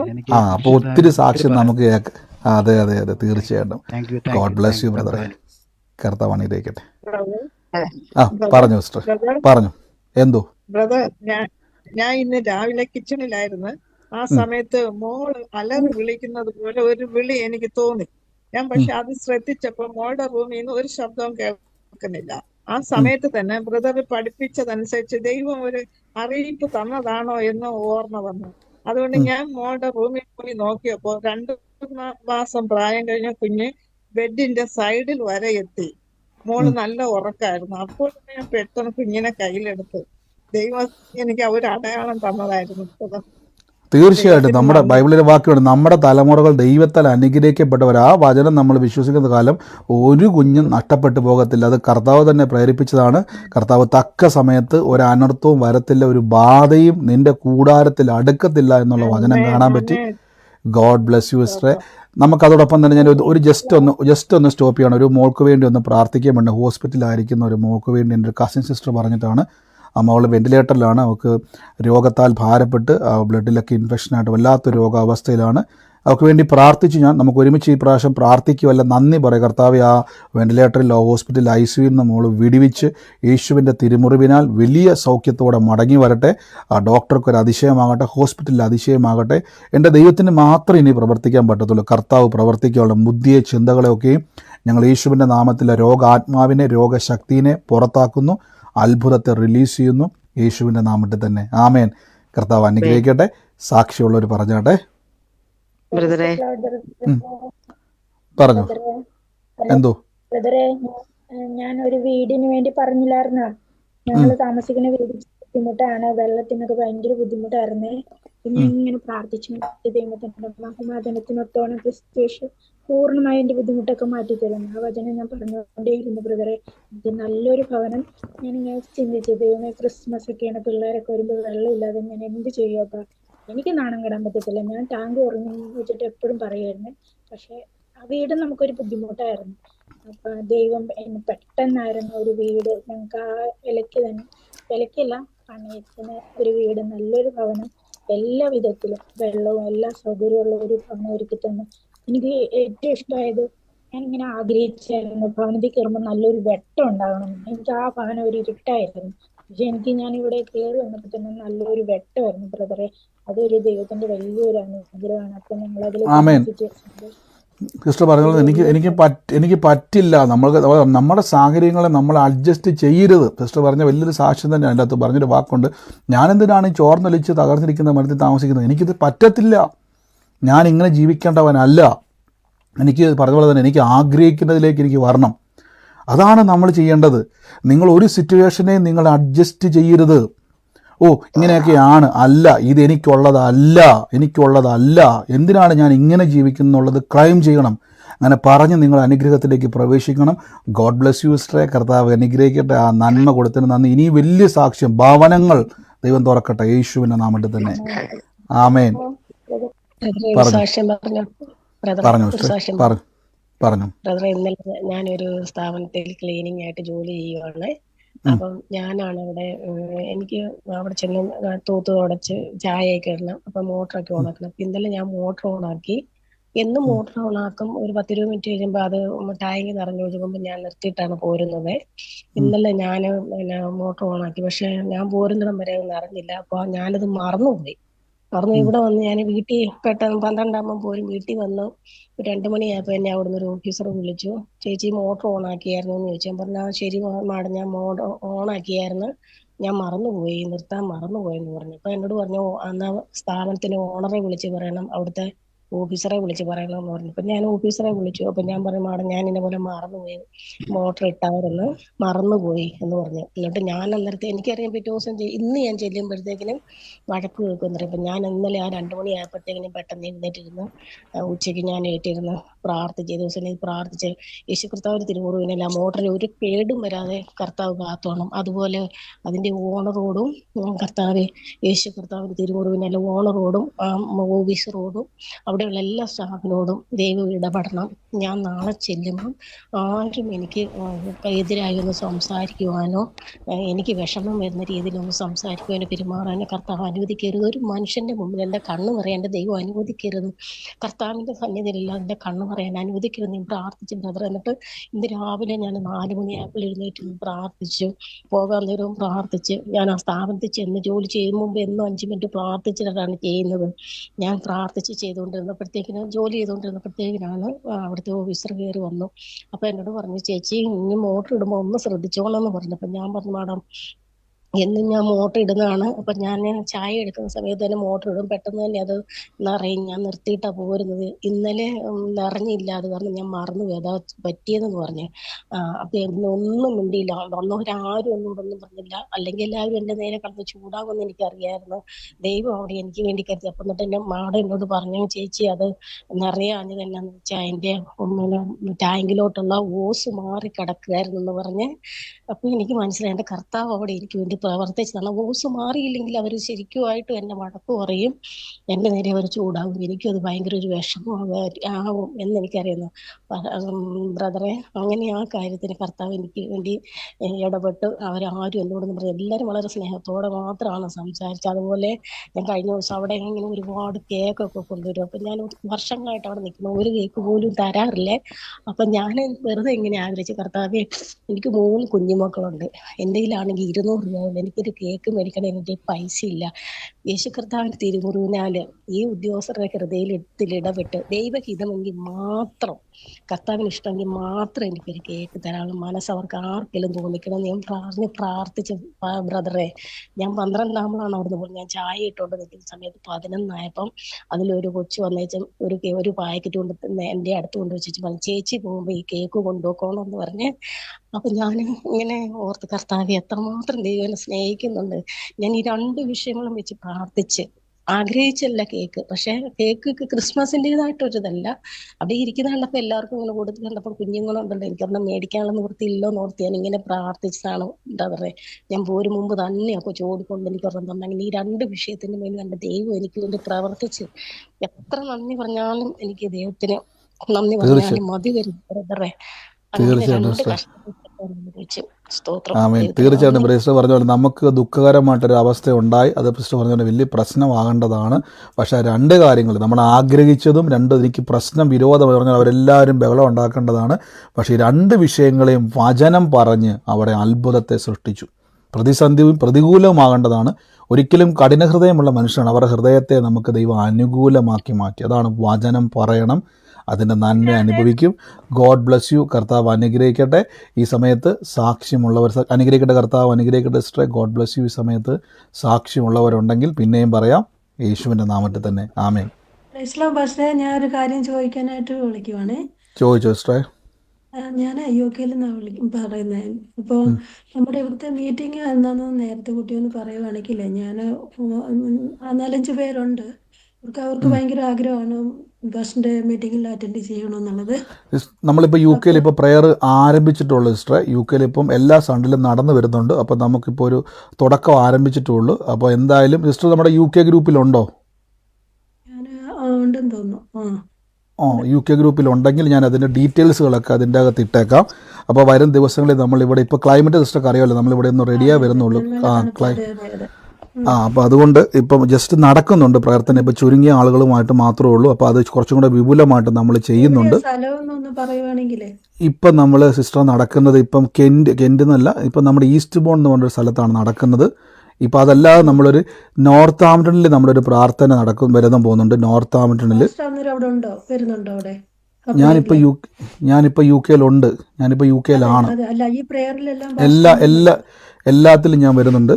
അപ്പോൾ ഞാൻ എന്തായാലും എൻ്റെ ഡീറ്റെയിൽസുകൾ നമുക്ക് ഗ്രൂപ്പിലേക്ക് ഇട്ടാം കേട്ടോ. എനിക്ക് അഡ്രസ്സ് കിട്ടിയാലേ എനിക്ക് അവരെ കൊണ്ട് ഞാൻ ഇട്ടേക്കാം സിസ്റ്റർ. എന്തായാലും ഗ്രൂപ്പിലേക്ക് നമ്മുടെ ആരെങ്കിലും ഉണ്ടെങ്കിൽ ആ ഗ്രൂപ്പിൻ്റെ യു കെ ഗ്രൂപ്പിൻ്റെ ഒന്ന് ലിങ്ക്, പുതിയ യു കെ ഗ്രൂപ്പിൻ്റെ ലിങ്ക് ഒന്ന് ആരെങ്കിലും ഒന്ന് ഇതിൻ്റെ അകത്ത് ഒന്ന് ഷെയർ ചെയ്തേക്കണം. എന്റെ പണ്ട് ഒന്ന് ഹാക്ക് ചെയ്ത് പോയായിരുന്നേ. അതല്ല സിസ്റ്റർ, അതല്ല, പോയി കഴിഞ്ഞ് ഞാൻ പിന്നെ ആഡ് ചെയ്തായിരുന്നു. ഇപ്പൊ ഞാൻ ആ നമ്പറിലാണ് ഇപ്പൊ കയറുന്നത്, സൂമില് ആ വാട്സപ്പ് നമ്പറിലാണ് കയറുന്നത്. ഓക്കെ, കുഴപ്പമില്ല സിസ്റ്റർ. നമുക്ക് ഒരു കാര്യം ചെയ്യാം. ഞാനിപ്പോൾ അല്ലെങ്കിൽ ഞാൻ അതിന് ഗ്രൂപ്പിൽ ലിങ്ക് ഇട്ടേക്കാം. അല്ലെങ്കിൽ ആരെങ്കിലും എന്നെ ഇട്ട് കഴിഞ്ഞാൽ അതിപ്പോൾ നിങ്ങൾക്ക് കാണാൻ പറ്റും. അതിന് കയറി നേരത്തെ ലീവ് എടുക്കണമല്ലോ, വരണമെന്നുണ്ടെങ്കിൽ മുൻകൂട്ടി പറയുന്നുള്ളൂ സിസ്റ്റർ. അറിയണമല്ലോ ഇവിടെ. ഇപ്പൊ അതാണ് പ്രശ്നം. മുൻകൂട്ടി എന്തായാലും ഞാൻ അറിയിക്കാം കേട്ടോ. ഓക്കെ, അജാസ്ഡ് ഗ്രൂപ്പിൻ്റെ ലിങ്ക് ഇപ്പോൾ ഇട്ടിട്ടുണ്ട്. സിസ്റ്ററെ കാണാൻ പറ്റുന്നുണ്ടോ? കണ്ടോ? നോട്ടിഫിക്കേഷൻ കണ്ടോ? അജാസ്ഡ് ഇട്ടിട്ടുണ്ട് യു കെ ഗ്രൂപ്പിൽ. ഇതിന്റെ അകത്ത് കിടക്കുന്ന ഇപ്പോൾ അജിത സിസ്റ്റർ ഇപ്പോൾ ആ ഗ്രൂപ്പിൻ്റെ ലിങ്ക് നമ്മുടെ ഇപ്പം ഈ ചാറ്റ് ബോക്സ് ഇട്ടിട്ടുണ്ട്, ഷെയർ ചെയ്തിട്ടുണ്ട്. അതിൽ ജോയിൻ ചെയ്യുക. ആ ഗ്രൂപ്പിൽ ജോയിൻ ചെയ്യുക. കർത്താവ് അനുഗ്രഹിക്കട്ടെ. God bless you. ആമേൻ, ആമേൻ. ഞാൻ തൽക്കാലം നമ്മുടെ പറഞ്ഞു ഒരു പ്രാർത്ഥിക്കാനുണ്ട്. വീടിന്റെ ബ്രദറെ ഞാൻ പറഞ്ഞോട്ടെ, എന്റെ വീടിന്റെ ഒരു ജപ്തിന്റെ ഒരു ഇത് വന്നിട്ടുണ്ട് ബ്രദറെ. 31-ാം തീയതി മാസാവസാനം. ബ്രദർ ഒന്ന് പ്രാർത്ഥിക്കണം. വീട് ഒഴിഞ്ഞു പോകാനില്ല, ഒഴിയാതിരിക്കാൻ വേണ്ടിയിട്ട് കർത്താവ്. ഞാൻ പ്രാർത്ഥിക്കുന്നുണ്ട് 3 മണിക്ക് എപ്പോഴും ഇപ്പൊ എഴുന്നേറ്റിട്ട് പ്രാർത്ഥിക്കുന്നുണ്ട് എൻ്റെ ദൈവത്തോട്. പക്ഷെ അത് ബ്രദറെ, ബ്രദർ ഒന്ന് പ്രാർത്ഥിക്കണം. കർത്താവ്, ഞങ്ങളിപ്പോൾ യേശുവിൻ്റെ നാമത്തിൽ കൽപ്പിക്കുന്ന ജപ്തി ഒഴിഞ്ഞു പോകാൻ കൽപ്പിക്കുന്നു. ഇനി മേലാൽ പ്രിയമകൾക്ക് എന്ന് കേട്ട വചനം ജപ്തി എന്ന ദൈവത്തെ പറ്റിയല്ല, ദാരിദ്ര്യത്തിൻ്റെ, കഷ്ടതയുടെയും ദുരിതത്തിൻ്റെയും പ്രയാസത്തിൻ്റെയും ശാപത്തെ ക്രൂശിൽ യേശു എടുത്തു മാറ്റി നഗ്നനായി, കർത്താവ് ഒരു തുള്ളി വീഞ്ഞു പോലും സ്വന്തം കൈകൊണ്ട് എടുത്തു കുടിക്കാൻ കഴിയാത്ത വ്യക്തിയായി മനുഷ്യൻ്റെ മുമ്പിൽ ഇന്ന് കർത്താവെ അവരോട് യാചിക്കേണ്ട അവസ്ഥയിൽ ദരിദ്രനായത് എനിക്ക് വേണ്ടിയാണ്, ഈ സഹോദരിക്ക് വേണ്ടിയാണ്, ഈ കടഭാരത്തിലിരിക്കുന്നവർക്ക് വേണ്ടിയാണ്. അപ്പം ഇപ്പോൾ ഞങ്ങളത് വിശ്വസിക്കുന്ന വഴി തുറക്കട്ടെ. മിറക്കിൾ മണി തുറക്കട്ടെ. സാമ്പത്തിക വഴികൾ തുറന്നു വരട്ടെ. മിറക്കിൾ മണി തുറന്നു വരട്ടെ. പ്രാർത്ഥിച്ചെന്ന് ബ്ലസ് ചെയ്യുന്നു യേശുവിൻ്റെ അധികാരമുള്ള നാമത്തിൽ തന്നെ. ആമേൻ. ഞാൻ തൽക്കാലത്തേക്ക് നമ്മുടെ പ്രാർത്ഥനകൾ സ്റ്റോപ്പ് ചെയ്യുകയാണ്. ബാക്കി സാക്ഷ്യങ്ങൾ നിങ്ങൾ ഒറ്റ സാക്ഷ്യം പോലും പറയാൻ, കഴിഞ്ഞ ദിവസം ആ ബ്രദർ പറഞ്ഞ പോലെ തന്നെ ആക്സിഡൻ്റ് ആയിട്ടിരിക്കുന്ന കൈ, അങ്ങനെ ഒത്തിരി സാക്ഷ്യങ്ങൾ. നിങ്ങളുടെ സാക്ഷ്യങ്ങൾ കേൾക്കുന്നത് വളരെ അനുഗ്രഹമാണ്. ഓരോ ദിവസവും വീണ്ടും ക്രിസ്തുവിനെ പ്രസംഗിക്കുവാനും നിങ്ങളോട് ഒരുമിച്ച് കൂടുവാനും, പല ജീവിതത്തിൽ നമുക്കറിയാം പലപ്പോഴും ശരീരത്തിൻ്റെ ക്ഷീണങ്ങൾ വരുമ്പോഴും എന്നെ ബലപ്പെടുത്തുന്നത് വീണ്ടും ഒരു ദിവസവും കൂടെ ചെയ്യുവാൻ എനിക്ക് ശക്തി തരുന്നത് നിങ്ങളുടെ വിശ്വാസമാണ്. നിങ്ങളിൽ കർത്താവ് പ്രവർത്തിക്കുന്ന ദൈവപ്രവൃത്തികൾ കാണുമ്പോൾ പിന്നെയും ക്രിസ്തുവിനെ പ്രസംഗിക്കുവാൻ കർത്താവിലൊരു പ്രേരണ തരുന്നതാണ്. God bless you. കർത്താവ് അനുഗ്രഹിക്കട്ടെ. നമുക്ക് നാളെയും പ്രാർത്ഥന കൂടാം, ഒരുമിച്ച് സാക്ഷ്യങ്ങളെ കേൾക്കാം. അത്ഭുതം നടക്കും. നാളെ എന്തെങ്കിലും ഒരു വ്യത്യാസം ഉണ്ടെങ്കിൽ, ഞാനൊരു യാത്രയിലാണ് നാളെ, അപ്പോൾ അഥവാ എന്തെങ്കിലും ഒരു വ്യത്യാസം ഉണ്ടെങ്കിൽ നമുക്ക് എന്ത് ചെയ്യാം, അത്ഭുതം. സിസ്റ്റർ ഏത് പ്രാർത്ഥനാ വിഷയമാണെങ്കിലും ഇന്ന് അത്ഭുതം നടന്നു. ആ കുഞ്ഞിൻ്റെ മേൽ ദൈവപ്രവൃത്തി നടന്നു കഴിഞ്ഞു. ഏത് വിഷയമായിക്കോട്ടെ അത്ഭുതം നടന്നു കഴിഞ്ഞു. നമ്മൾ ഈ പ്രാർത്ഥന കൂടുമ്പോൾ തന്നെ ഉറപ്പിച്ചോ, നിങ്ങളുടെ ഏത് പ്രാർത്ഥനാ വിഷയത്തിന് നമ്മൾ പ്രവർത്തിച്ച് കഴിഞ്ഞു, അതിൻ്റെ സാക്ഷ്യം പറയാൻ റെഡിയാകുക. അപ്പോൾ നാളെ നമുക്ക് കാണാം. കർത്താവ് അനുഗ്രഹിക്കട്ടെ. വരും ദിവസങ്ങളിൽ നമുക്ക് പിന്നെയും കൂടാം. എറണാകുളത്തും കോട്ടയത്തും നമുക്ക് എൻ്റെ ബ്രോഷറുകൾ ഇപ്പോൾ എറണാകുളത്തിൻ്റെ മാത്രമേ വന്നിട്ടുള്ളൂ. ബാക്കി കൊല്ലത്തുമൊക്കെ അടുത്ത ദിവസങ്ങളിൽ വരും. കൊല്ലത്തിൻ്റെയും എറണാകുളത്തിൻ്റെയും കോട്ടയത്തും നമ്മുടെ പ്രാർത്ഥന നടക്കുന്നുണ്ട് ഫെബ്രുവരിയിൽ. അപ്പോൾ അതിൽ പങ്കുചേരുക. സാക്ഷ്യം പറയാനുള്ളവരെല്ലാം വരണം. അവിടെ ഒളിച്ചിരിക്കരുത്. ധൈര്യത്തോടെ യേശു പ്രവർത്തിച്ചത് മടി കൂടാതെ പറയാൻ പഠിക്കണം. കർത്താവ് പിന്നെയും നിങ്ങളെ വർദ്ധിപ്പിക്കും, അനുഗ്രഹിക്കും. God bless U. നാളെ നമുക്ക് പിന്നെ ഒരുമിച്ച് കൂടാം. വലിയ പ്രവർത്തികളെ കർത്താവ് ചെയ്യും. ഞാൻ ലൈവ് സ്റ്റോപ്പ് ചെയ്യുന്നു. സൂമിൽ പ്രാർത്ഥന അവസാനിച്ചിട്ടില്ല. ഈ സമയം കർത്താവ് എനിക്ക് തന്നതിനായി നന്ദി പറഞ്ഞുകൊണ്ട് എല്ലാവരും കർത്താവിനെ സ്തുതി